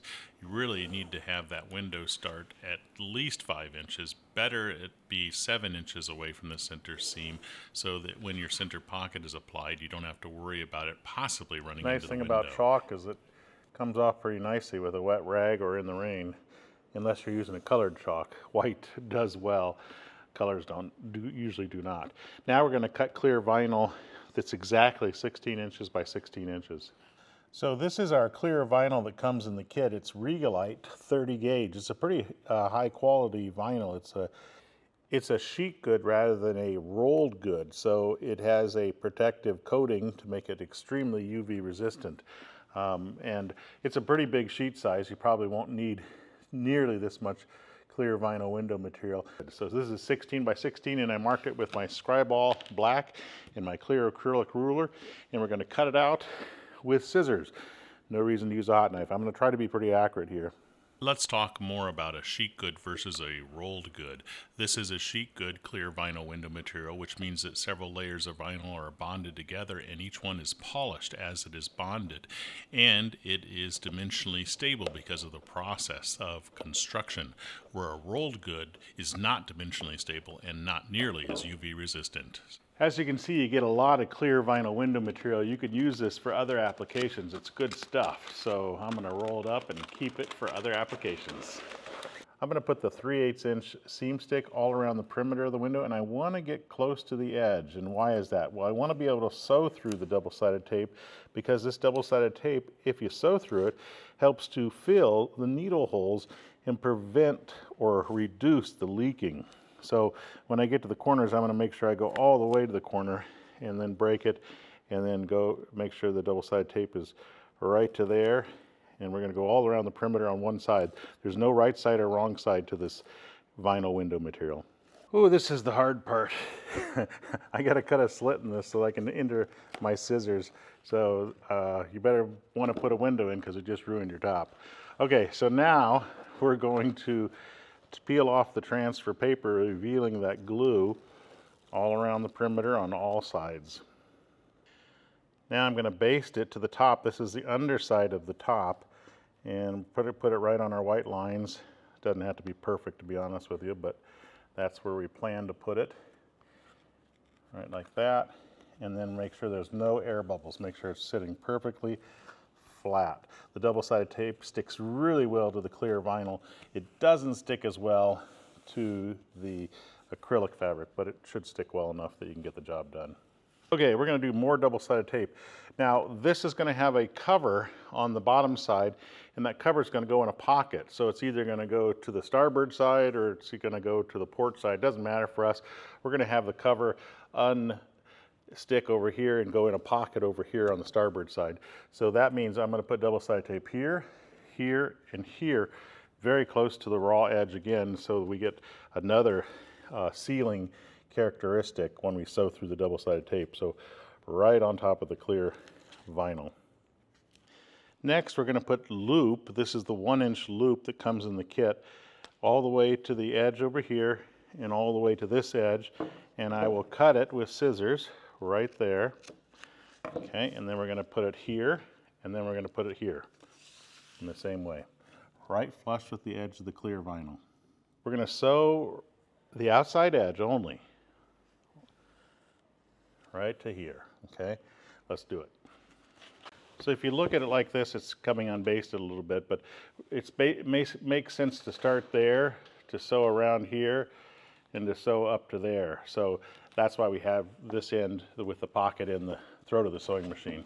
So I've got my needle off to the right. I've got my hook very close to the right side of the inside foot. I'm also going to turn my worker bee power pack system down to the slowest speed so I have precise control. We're sewing a 6mm stitch length, and we're ready to go. Now I want to do a little bit of reversing here. So just sew accurately down here, making sure that nothing is moving on you. Now when I get to the corner, I'm not going to do reversing. I'm going to bury my needle, lift my foot, and pivot on the buried needle. That's pretty good. The needle's coming up. I lift my foot. Now, this is a lot of fabric that I have to get under the machine, but we've got one side basted down, so I'm just going to push my fabric through here. Might even want to scroll this up a little bit. I'll probably come clear out here. That's a lot of fabric to sew it by.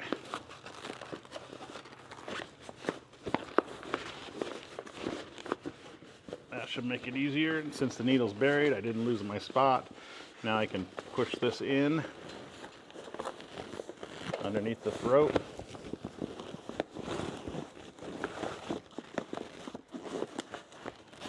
And I can lower my foot, and I can sew down this side. See, it's quite possible to do this stuff even with a small sewing machine like the Ultrafeed, which is extremely powerful.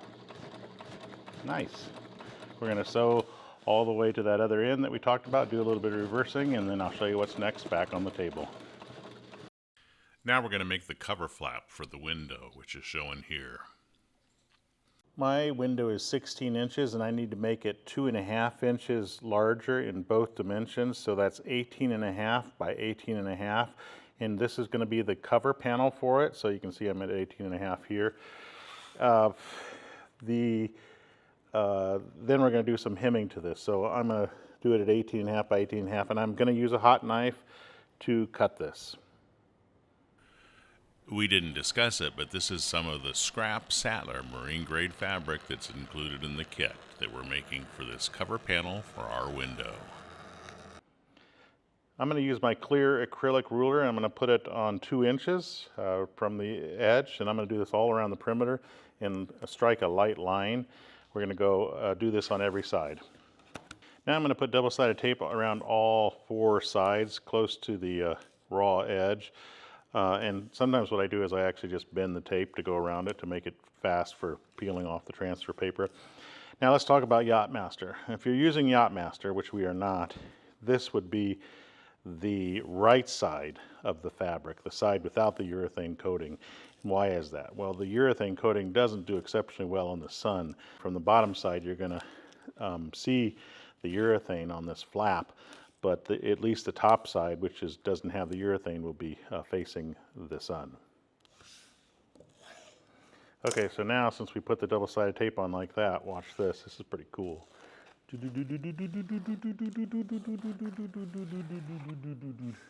Okay, so now we're going to fold this all sides to the line that we struck, creating a 1-inch hem. When we're done, this should give us a panel that's wider than 16 inches, and as you can see, it's about 3/8 inch wider this direction, and our panel was 16 by 16, and it's about 3/8 inch wider this direction, which is perfect. That's what we want. Okay, so which is your hinge side? Well, since mine's a square, it doesn't matter. We're just going to call this the hinge side. If yours has is a rectangle, then I recommend you mark hinge on one of these sides. So we're going to put double-sided tape starting right here, not going to the edge, because we're going to put the hook on 3 sides. So we're just going to turn the corner like this and do it all the way to here and stop right there. We're going to take a hook this time. We're going to put it on. I'm going to show you so you can see it, so that it's not quite at the edge, but very close. So see how there's a little bit of canvas sticking out? And we are going to cut it right here at this 1-inch area, approximately, as long as it's like that. That's good. We're going to put it on here, and we're going to put it on here all the way to here, so we won't show the rest of this. So we're going to start sewing back here, and I'm going to do some reversing here. Needles to the right. And we're going to make sure that we're sewing in the hook area, and we're going to go all the way around on this side, and then we will sew the opposite side in a similar manner. We're going to turn corners like we showed before. So I'm going to bury my needle right there. Oops, I got to go a little bit further. I'm going to use the reverse knob to make sure they don't go off with the edge. Right there. Lift it, pivot, and sew down this side. So we'll sew all the way to the other end and do reversing just like we did when we started. So now what we're going to do is we're going to start right here, not there, do reversing here, sew all the way around, and when we get to this one, we'll stop right there doing some reversing. We were not going to show this. I'm going to move my needle to the left here. See what that stitch looks like on top of the hook? That's quite normal, and especially when you're sewing in certain directions, it can sometimes be worse than others. But if you look at the underside, she looks gorgeous. So don't be alarmed by this. This is just the thread trying to find a spot with this hook being proud. So on the underside, I've flipped it so that the loop is down and the window's down. I can feel where the clear vinyl window material is, and I'm going to put a mark right there. And I'll feel over here too so that I can do a straight mark. Okay, so now what I'll do is I'll take my clear acrylic ruler from the stitch that we created, and I'm going to measure 1.5 inches on the top of that stitch. So my clear acrylic ruler is on 1.5 inches, and I'm going to lightly score it with a scribe ball, something that's pretty sharp like that. And I'm going to do 1.5 inches here, and also over there where I marked it with my 2 lines. I'm going to be 1.5 inches from that too. Okay, so verify before you cut that you're 1.5 inches everywhere, and I already have. Now we have this slit that we made, so I'm going to carefully enter scissors in here, because remember we have the clear vinyl underneath, so we don't want to hurt that. And I'm just going to go to that line with a good pair of scissors, and we're going to cut on that line. This is going to be folded under. Okay, so we're going to cut this, for us, a square completely out, all around the perimeter of this line. This is where the center seam is that we sew it together, and I forgot about the pocket that goes here, and our pocket's going to have the zipper fall in here, but I'm still okay. You really want to have at least 5 inches, and I have almost exactly 5 inches here. So make sure you keep your window away from that pocket by at least 5 inches. I probably should have moved the window a couple inches that way to be safer, but it's still going to work. So now what I'm going to do is I'm going to go from corner to corner, and I'm going to use a chalk because I want this to come off later, and do mitered corners like this at all 4 corners. So now I'm going to cut, but I don't want to cut all the way, and I want to cut basically when I see the hook and loop, or the binding if you're using a binding on the bottom side, you want to stop right where it intersects. So there, now I can see the bind, or the hook. I think it's hook. It might be loop. So let's show you this corner. You might be able to see this one better. So lift it up, and when you see that at the extreme peak, you're almost there. Stop. There, you can see it right there, and you can see it over there. Okay, we're going to do that to all 4 corners. One of the biggest problems with mitered corners, because we're going to fold this under, is that these tend to unravel.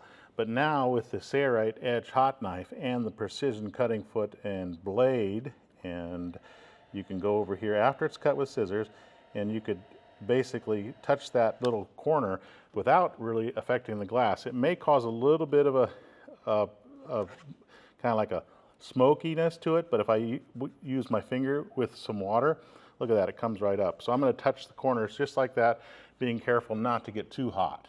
Since this is the outside of the clear vinyl, I'm going to put a 1/4 inch seam stick, and I'm going to put it right here where I'm going to be sewing, so I can sew through this. I don't want it to stick out past my hook, but I want it to be as close to the edge of the hook as possible, and I'm going to do this on all 4 of these edges, and when I sew through it, that'll help to prevent the water from leaking through this, since basically this is going to be an edge that water may leak through. So it gets a little bit tight at the corners, but just do your best here, and we'll do that on all 4 sides. So on this one, there's no hook, so I'm going to just estimate it where it would be folded back and put it on the clear vinyl, and hopefully I'm in about the right spot. I'm going to start with one side, doesn't matter which. We're going to peel this back, and now I'm going to fold this under. This raw edge here that's unraveling will not be seen because it's hidden by the hook or loop on the bottom side. I can't remember which it is. I think it's loop.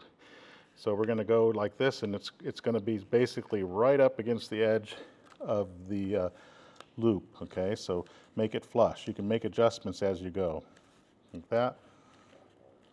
If it's too little, adjust it, because you don't want that stuff to be sticking out in any way. And we'll do this to all 4 corners, and look how those mitered corners work. They really work nicely. Okay, that one's done. We'll move on. All right, so now we have it all done. What we're going to do is we're going to sew around this and not sew this end that is the hinge end. Okay? So we're going to take it to the machine. So we're going to start at this end. This is the hinge, and I'm going to put my needle on left, which it is, and we're going to sew right at that corner What am I forgetting? I don't think I'm forgetting anything.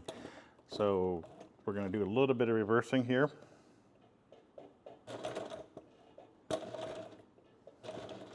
And I'll probably turn down the Worker Bee Power Pack system just to make sure I have optimal control. And we're going to sew around.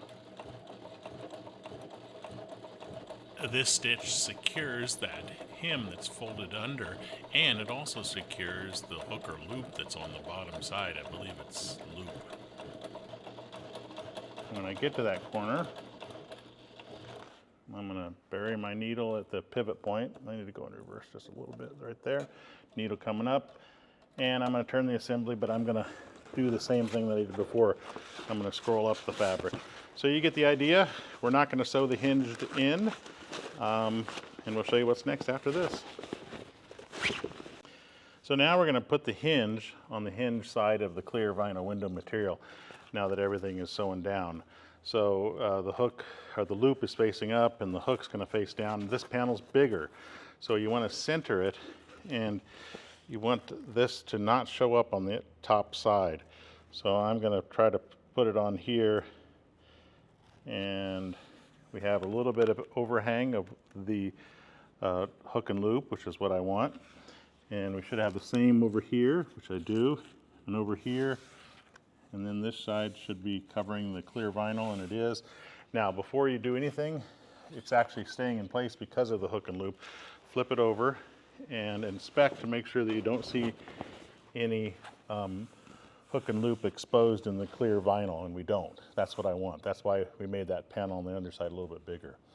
Okay, so now we can take this to the machine, and what we're going to do is we're going to sew right along this edge, and we're going to sew here. To sew that, I'm going to strike a little line down here with my chalk, basically from stitch to stitch, and we'll be sewing right on top of that line there. So here and here. I'm not going to show that. I'm going to do reversing here. I'm going to do reversing here, here, and there. Window opens up like this. This is our hinged in. Okay, so now I'm making the pocket, and I'm making it 19.5 inches by 6 inches, and 6 inches is pretty standard for most of these, which will hopefully give us enough material, enough pocket for the covering to fit in when it's open. Now, how am I getting 19.5? Well, my clear vinyl window is 16 inches, and then what I'm doing is I'm adding 3.5 inches to that because I want about a 1 inch excess on both sides, and we have to account for a hem. So whatever your window size is, make the pocket 3.5 inches in length, and typically make it 6 inches here. And then we're going to cut this out with a hot knife too. We're going to put double-sided tape, the 3/8 inch double-sided tape, along one of the long sides. If this had a right side or wrong side, this would be the urethane coated side of, say, the Yachtmaster. We're going to peel off the double-sided tape, and we're going to create a 1/2 inch hem here. I'm not going to measure, I'm going to guess at it. So all I'm going to do is sew this hem with the needle on the right side all the way down. The hem's on the underside. Now on the underside, the hem is facing up. I'm going to put double-sided tape on the other long side. I'm not going to put any on this side, and the 2 short ends. We're going to use a pocket.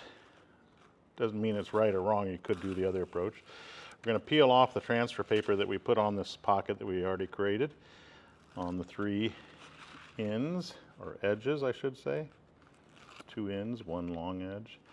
This is the hem side would face towards the hinge, and it goes right basically on top of that stitch that we made, and we want it to be approximately 1 inch wider. Whoa, oh, I forgot. I need to hem these down. Forgot to do that. So we're going to create a 1/2 inch hem on this end, and that end, but we're going to do the 2 short ends first. We're going to put basting tape on the 2 short ends and the 1 edge that is not sewn, the 1 long edge. And I'm just going to fold it around the corner like we've shown before, like that. Okay, now we're going to peel off the transfer paper. This is the hinge, and we can put it you could put it so that it's sticking out a little bit like that, which isn't a bad idea. I probably will do that. So I'll have that seam show up a little bit, and I want to make sure that I have approximately an inch off of this side and an inch off of this side. You can position it almost anywhere you want because it's basically a pocket for this just to fold into, and I think that looks really good like that. So if you'd like to cover these stitches, you can. In retrospect, I would have covered the stitches. So all we're going to do here is sew around these edges, and I'm going to start here so that I can just turn corners. And I am going to do some reversing. And I want to do a little bit of a heavy reversing, but not so off. Okay, that's good, because that's going to come under some stress. Now my needle's not over to the right. It's in the center position, no big deal. And so that should be about the right spot. I might use the reverse just a little bit to get a little bit closer, and we'll pivot. And so here and over here and do reversing, and that'll be it. I don't know if you can see it, but there's double-sided tape on top of our glass. And if you use 3M Specialty Adhesive Remover, which is suggested by Strataglass for even their clear vinyls, this actually removes it beautifully. Use a soft rag because you don't want to scratch it up. In this chapter, we're going to make the intermediate pocket or center pocket and join the panels together. This is our forward panel with the window. I'm going to flip it so that the outside surface is facing up. So the clear vinyl is up now. And this is the forward edge. This is the aft edge of the forward panel. And we're going to use this as a pattern for our intermediate pocket. Okay, this pocket's going to be 36-inch zipper, so I'm going to make it 38 inches in length. So just there's our middle section, and you need to have enough material to go back at least 4 inches, which I have here.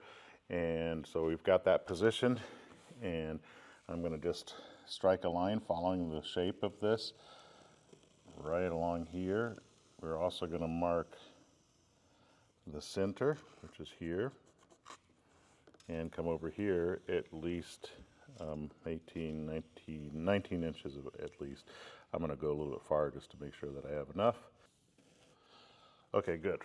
So now this is, if you look at this, it says port. So we're going to, this is going to be P. We'll just put a P here. I think this is pin, and this is sin. So we're going to do that right now. And we're going to cut this out. So this is pin and this is sin. And if this is Yachtmaster, this would be the urethane coated side. Okay, so now what I want to do is I want to measure 19 inches from the center position and strike a line. And 19 inches over here and strike a line. Okay, we're going to cut this with the hot knife. We're just going to go up here almost perpendicular to the edge.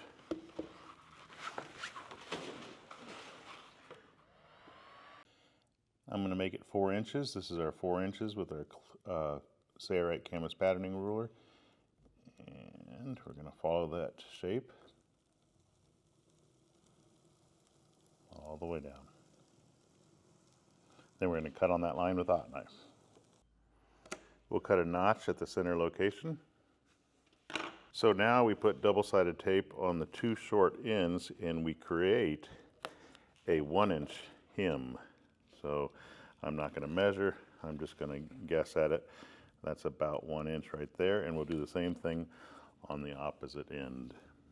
Make sure the sin is facing up. I'm going to put double-sided tape close to this upper edge, not where the cutout is for the center. This is where the zipper is going to go on. And we're going to fold this back to a 1/2 inch to create a 1/2 inch hem. And I'm going to do it by eye. If you want, you can mark it with a pencil and fold back to the pencil line in 1 inch if you'd like to create your 1/2 inch hem.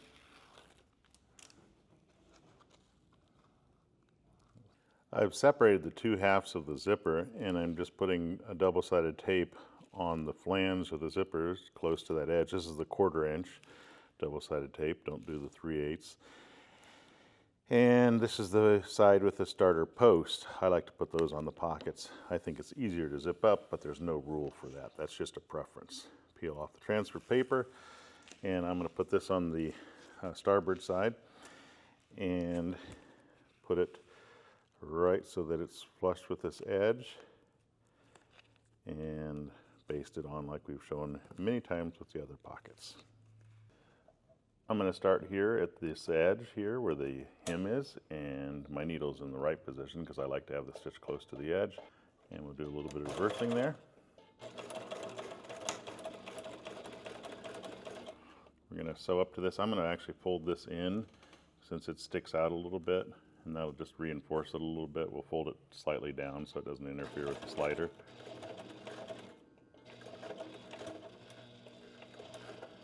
That should be about the spot that I should be able to pivot. The needle's coming up slightly. Lift my foot. A little bit far from the teeth. I think I'll lower my foot here, and I'll go forward a little bit more using the reverse lever just to get a half stitch. There we go. Now it should be perfect. Yeah, look at that. Beauteous. And I'm going to do some reversing here just because I want that locked down well. And we'll sew all the way to the other end. We'll do some reversing at the end of the zipper, and we'll sew down the hem just like we did on the port side. So this is the forward panel. You can see it says forward. This is the aft panel, and outside surfaces are facing each other. This is the hang down tail, and this is the hang down tail. So zippers, this zipper's up, that zipper's down. Outside surfaces are facing each other. It's so important to explain that, because if you get this on wrong, you're in serious trouble. So now, I'm going to just set this one aside. We're going to put double-sided tape on this forward panel all along this bottom edge here. So from here all the way to the end, and make sure you use the 3/8 inch double-sided tape for this, and get close to the edge. We don't want to see that double-sided tape peep through our stitches. We're going to peel back the transfer paper all the way to the center, which is right here, and leave about a foot past that. Now we're going to take this piece that has its center mark, and we're going to start from the center and go either left or right. We're just going to go towards the cameraman. So match up the edges all the way to the end, and then we'll when we get to the end, we'll start from the center and go the opposite direction. And make sure you use something heavy to press it down. You may want to put clips on it as well, which I will do after I get this pasted on. Okay, there's shape here, so this isn't going to go down completely flat. It curves in, so you're going to have to force it to take this turn. So like that. See, that creates a bubble here. That's expected. And we should have a teeny dog ear when we're done, and we do. So that's pretty good like that. So now I'm going to use this, and then I'm going to clip it well to make sure this doesn't come apart while I do the other side, other end. You may notice that this dog ear is bigger than the one on the other end, and that's not a big deal. It just means that our center part was slightly off, but it's not going to make any difference at all, so don't worry about that if one dog ear is different than the other. Okay, this is the underside of the aft panel, and the pocket goes on top of it like this, pin and sin. So at the center position, we need to put basting tape all the way to the end here, right along this edge, because this is going to be folded back under. So this will be folded up against the top. And we're going to go all the way to this end and break it off right there. And we'll press it down well. Peel it off. Now this gets basted on from the center. There's our center mark. You can see it through the double-sided tape. So we'll put it right there. And we'll baste it to this side and the other side. And that's all there is to it.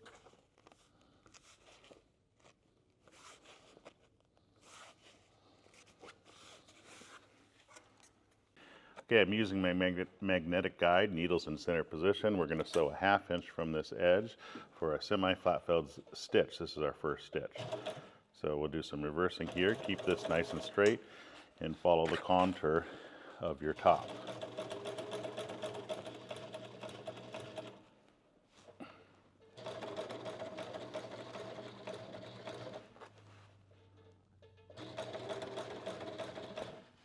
Don't sew any wrinkles in the seam allowance area.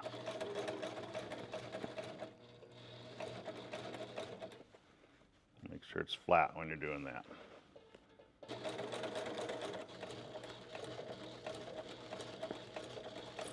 Now we're pretty much the straightaway. So we're going to sew all the way to the other end, and we'll do some reversing.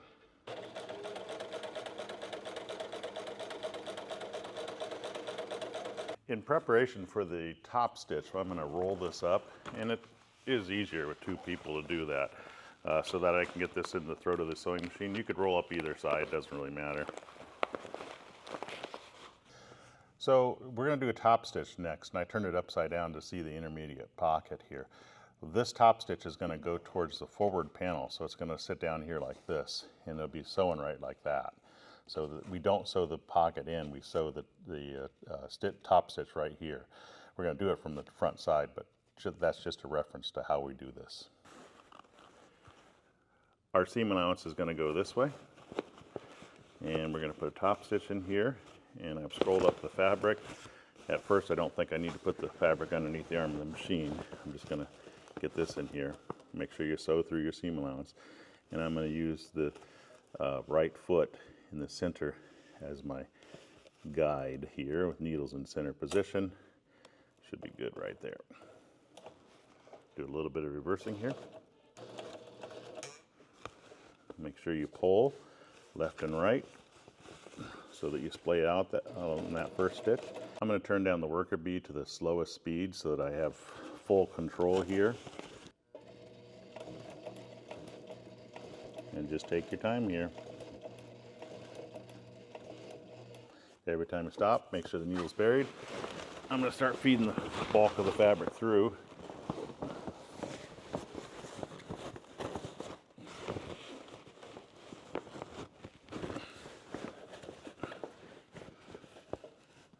Spread out the curve, make sure you're not sewing through anything you're not supposed to be.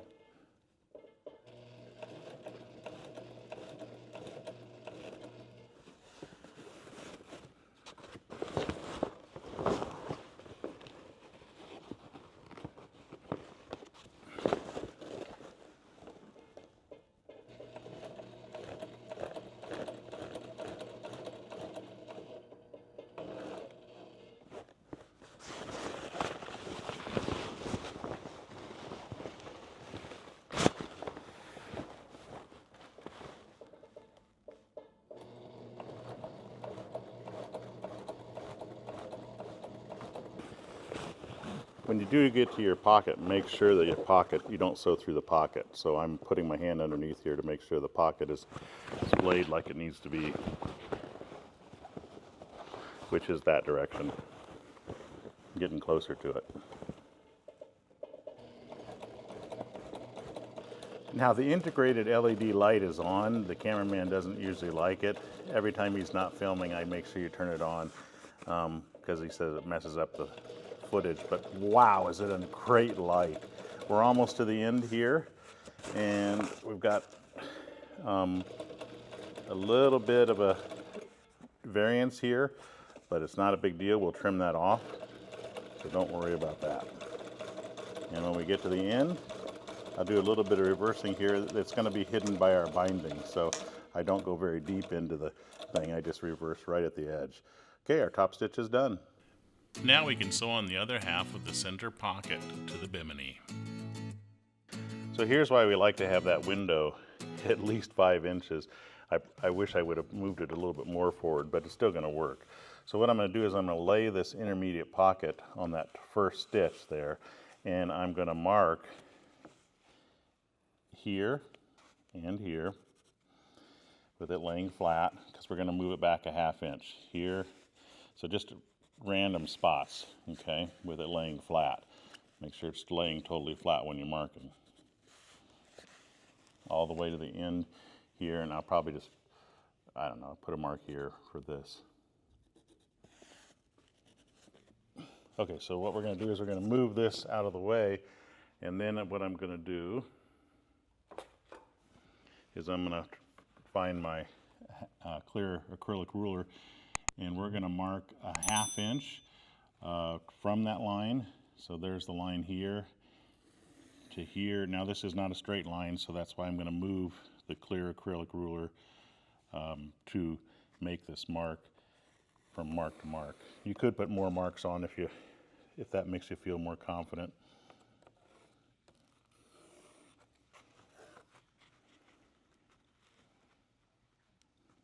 We're going to put a 1/4 inch seam stick right on this underside of the flange, very close to the edge of the flange, just like we've shown before. Okay, transfer tape is off. I'm going to start actually I'm going to start right down here. So we're going to go a 1/2 inch, so there's a bigger pocket here. That isn't necessary on the other pockets, but it is on this one. And see how close we are to this? It's still going to work great, but we're going by that line that we struck down all along here, and I'm not stretching the zipper in any way, shape, or form. Okay, and I'm going to tuck this under like this when we sew it, so that we get reinforcement there. So in an effort to sew this a little bit easier, I'm going to just take off the slider and hopefully not mess up what I've done with the basting tape. Looks like it's coming up a little bit, but I'll reposition it once I get it off. Right to there. This is the post end, and I'm just going to reposition everything to make sure it's exactly where it's supposed to be. Okay, I moved the needle to the right position, and I folded that edge over. Let's make sure that it's going straight. And I'm going to do some reversing here, making sure I stay in the flange.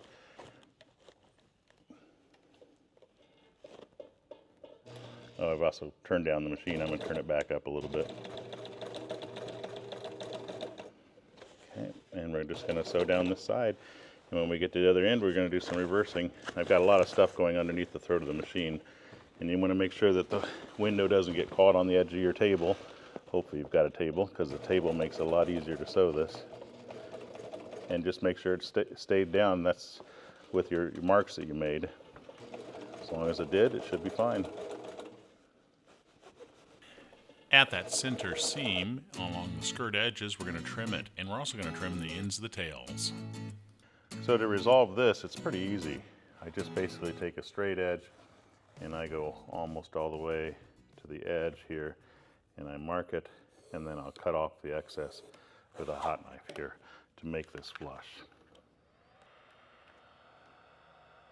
Before we put the binding on, we need to deal with the hang down tails here. And so what I usually do is I take a straight edge and I go parallel with that edge. I mark a line here, but we want to curve this edge. So there's all kinds of things you can do here. This is just one way to do it. I mean, if you wanted to come out, you could, but I like to do this. So I think this actually looks pretty good like that, and that should allow us to curve the binding nicely into that corner. So we'll just do it like this, which will give us a slight curve so I don't have a 90-degree turn. And I'm going to use this as my pattern for all of the hang down tails. In other words, I'll take the scrap piece around so that they're all the same. And the reason I use a hot knife is that the edge will be sealed, so that if the stitch falls close to the edge, then the binding won't easily pull out because the edge is sealed. So now I can just use this as a template for all the corners. Now don't cut off your pockets. See how this pocket's sticking out? You want to fold that back. If you cut that off, you're in big doo-doo. There we go. On the skirt sides, port and starboard, we're going to be adding a facing strip. This reinforces the skirt edges, and it also can be used as reinforcement for the future installation of zippers if you want enclosure panels added to your Bimini top. On the skirt edge, we're going to make a facing strip. So I have a piece of scrap fabric that's at least 4 to 5 inches in width down here.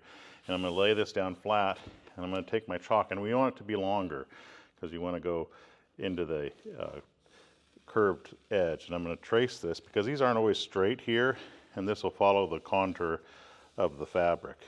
So all the way down here, And we also want to mark basically where this ends, but we want to go beyond that, okay? And I also like to mark at the center too, and I'll show you why we do that later on. So basically right on that raw edge. I'm going to mark here, but we are also going to go longer here. Okay, we're going to cut this out with a hot knife. And I'm also going to mark out on this that we just cut out, because that's important to know. Now we're going to take our Sailrite canvas patterning ruler at 3.5 inches, and we're going to strike a line here, and we will, I'm going to move this back a little bit. We will do this all the way down, and then we'll cut this out with a hot knife on that line. And we're going to do the same process for the other side as well, so we will not show that. This is the edge we just cut. That's the edge that we're going to have a hem on. If this were Yachtmaster, this would be the right side or the outside surface, and the urethane would be underneath. So now I'm going to flip this over, and we're going to put double-sided tape along this edge all the way across, and we're going to create a 1/2 inch hem like we've shown many times before. Once that hem is created, flip it back over again and position this line right on that stitch. And remember, we have extra fabric. So what we're going to do is we're going to tuck it into that pocket area, and all I'm going to do is take a chalk and go up against where the seam is. Okay, it doesn't have to be exact, it just has to be close. And then we're going to do the same thing over here on this side. Going to walk it to this edge, tuck it in there, and tuck that. Then we'll cut both those ends off with a hot knife. We flipped it over to the hem side, and we're going to put double-sided tape close to that folded edge all the way down this side. We're not going to put it over here. Binding will actually hold that down. And I'll show you what's next. All the way, flip it over, match it up to that edge, stick it in there so that it's up against the seam, as you can see there, or close to it, doesn't have to be exact. Baste it down well, following that edge for the skirt. Okay, once that's done, I'm going to take the Sailrite logo. This is a double-sided logo. This logo or tag shows the world that you did it yourself, because Sailrite is a DIY company. I'm going to put it on this panel. You don't want to put it in the middle, because there'll be a tubing piece here, so you can either put it here or put it someplace here. So when we sew, what I'm going to do is I'm going to fold that back, and the one stitch is going to go through this like that, so it hangs down. I'm going to splay this pocket area open so that I can sew close to that edge, and don't feel like you have to go all the way to the seam. You don't. And my needle's to the left, and I'm going to lower this down. Oops, I'm on top of that pocket. It's not lowering all the way. Get that pocket back. There we go. Now we're down all the way, and we'll do some reversing here.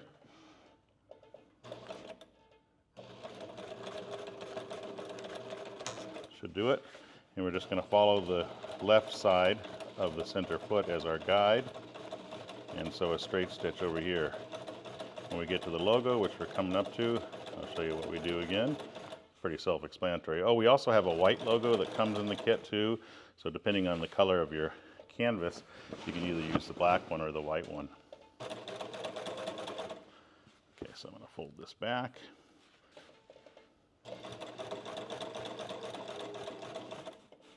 And we'll sew all the way to the other corner, and we'll do some reversing when we reach it. In this chapter, we're going to add binding all around the perimeter of our bimini top. I have a 1-inch binding that comes in the kit in the 1-inch swing away binder, which I highly recommend. And we have our needle in center position, and I've already sewn a little bit to make sure the stitch is well in there. I'm going to start on the skirt edge. I don't want to sew the pocket down, so I'm going to make sure that's back a little bit. And you can start really anywhere you want, but I like to start someplace close to the corner. And I'm going to sew right here. I'll do a little bit of reversing. Okay. And we want to make sure that we push the canvas well into the binder, and we want to make sure that that skirt is being pushed in there too. So you want to sew that skirt edge on at the same time. So take your time doing this, because everybody's going to see this, and make sure that the exiting point, the fabric is pushed in there, but not to the point where it folds. And when you start doing it, check, stop, and bury your needle and check to make sure that it's going well into the fold and that both sides look good, which they do. So we'll continue on in this manner. I'm going to show you what we do when we get to the corners, but notice how I'm pushing my hands this way to make sure it goes into that fold. And I'm going really pretty slowly because, man, I put a ton of energy into this and I don't want to just mess it up with this.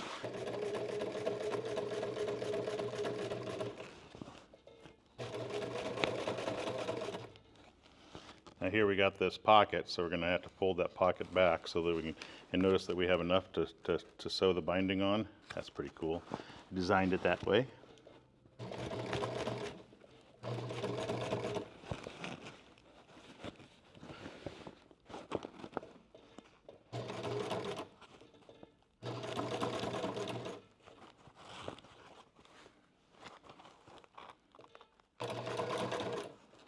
Now I'm coming to the corner.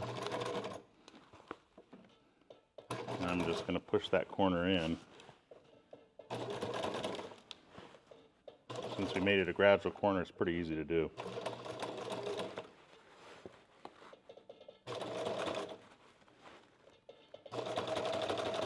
We're past it to the straightaway again. Okay, we're coming to the part where the backstay is. And what we want to do here is we want to bury our needle, okay, and then we want to open this up.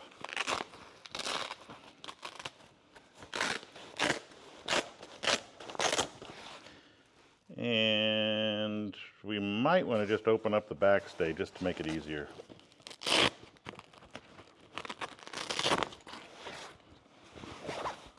So we're going to sew right over the end of this and do some reversing. So I'm going to even sew over my hook, or my loop in this situation.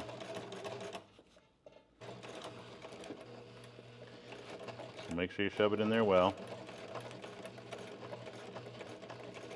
And then do some heavy reversing. Okay, there we go.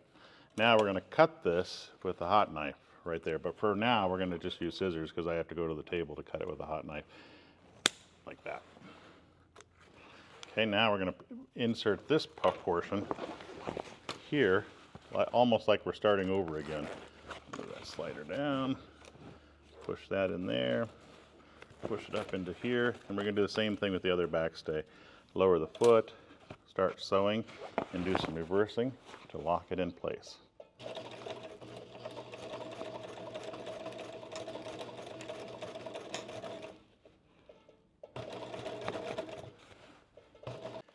Okay, this is the last corner, and I'm going to have my needle buried almost to the point where the binding is going to go in the binder. So what I'm going to do is I'm going to cut this with a hot knife so that it's an inch longer, which should be right about there, and I want to cut it perpendicular to the edge. So I'm just going to use a hot knife because I want that to be sealed. I hope this is about an inch. If it isn't, I'll make modifications. Okay. So let's see. Well, yeah, that's about an inch. So we're just going to shove it in here. Now when we get to that, what we have to do is you have to shove that in really deep. Oops, see, it's stuck on my pocket here, which sometimes happens. There we go, get the pocket out of the way. Okay, so when we come to that, I'm going to push really hard right here, trying to make it look as best as possible. Sometimes you can use a screwdriver to do it, but I think I'm good. Yeah, it's going to look good. And then we'll do some reversing, and I'll move this out of the way. At that location, I'm going to go one stitch off. Now I'm going to reverse. And that's not a bad junction, actually. Looks pretty good. Now at any of the backstay spots, we just want to trim off the excess with a hot knife to seal the end. And we'll do that to all those spots.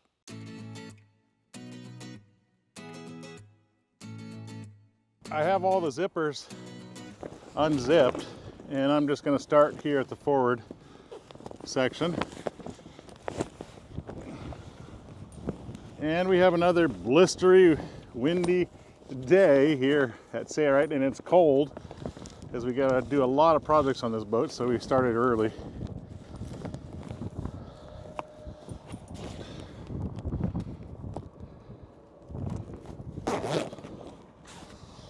Okay.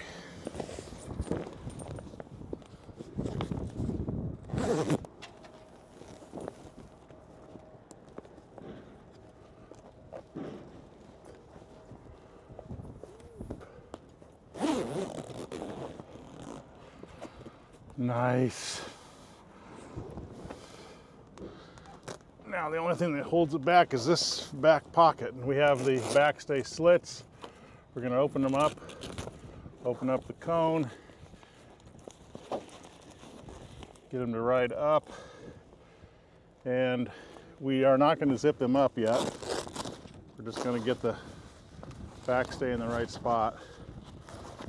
And then I'm going to zip the center around the bow here. Let's see, yeah, right here.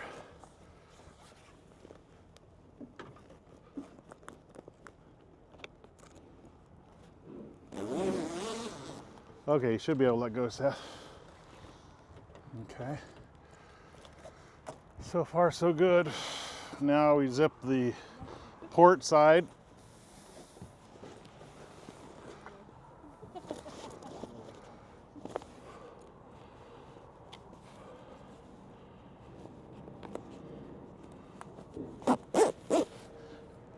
And the starboard side. Okay, now for the backstay slits. You wouldn't want it under tension until these are actually secured. Good. This goes up. We're going to put on the adjustable webbing straps here. These are going to have a snap, so don't worry about those yet.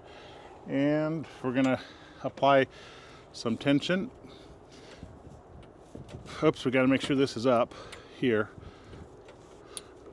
Okay, don't do too much there until we go to the other side and do it. Make sure this is up.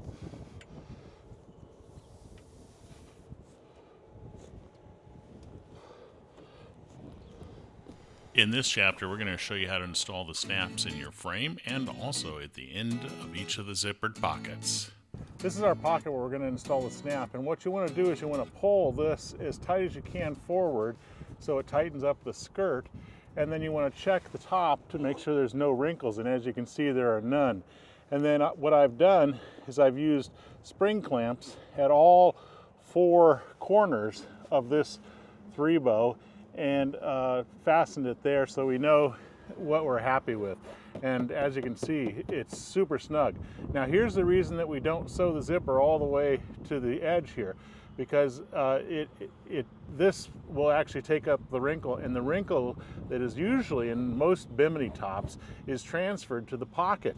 Then we can use a snap down here and position it exactly how we want it so that the top is tight and the skirt is as tight as possible as well. So we've done this at all 4 bows, as you can see. So I'm going to position a snap midship. So I'm going to remove the pony clamp on this one, and we're going to be in the fabric right here. So I'm just going to use a permanent marker, and we're going to put a stud right there.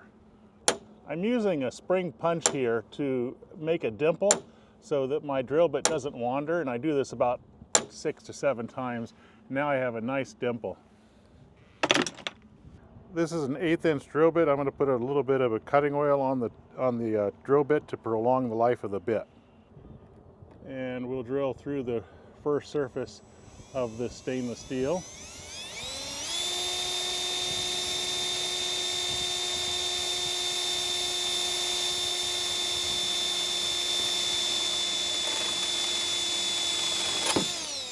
Enlarge it a little bit, like that. This is a surface mount stud die that goes in any standard riveting tool. These stainless steel rivets come in the kit, and of course the riveting tool doesn't, nor the die. And then the studs come in the kit as well. So we just press it in there. There's an O-ring, so it should sit flush to the die, which is right there. Okay, so now we're ready to put it up into the hole.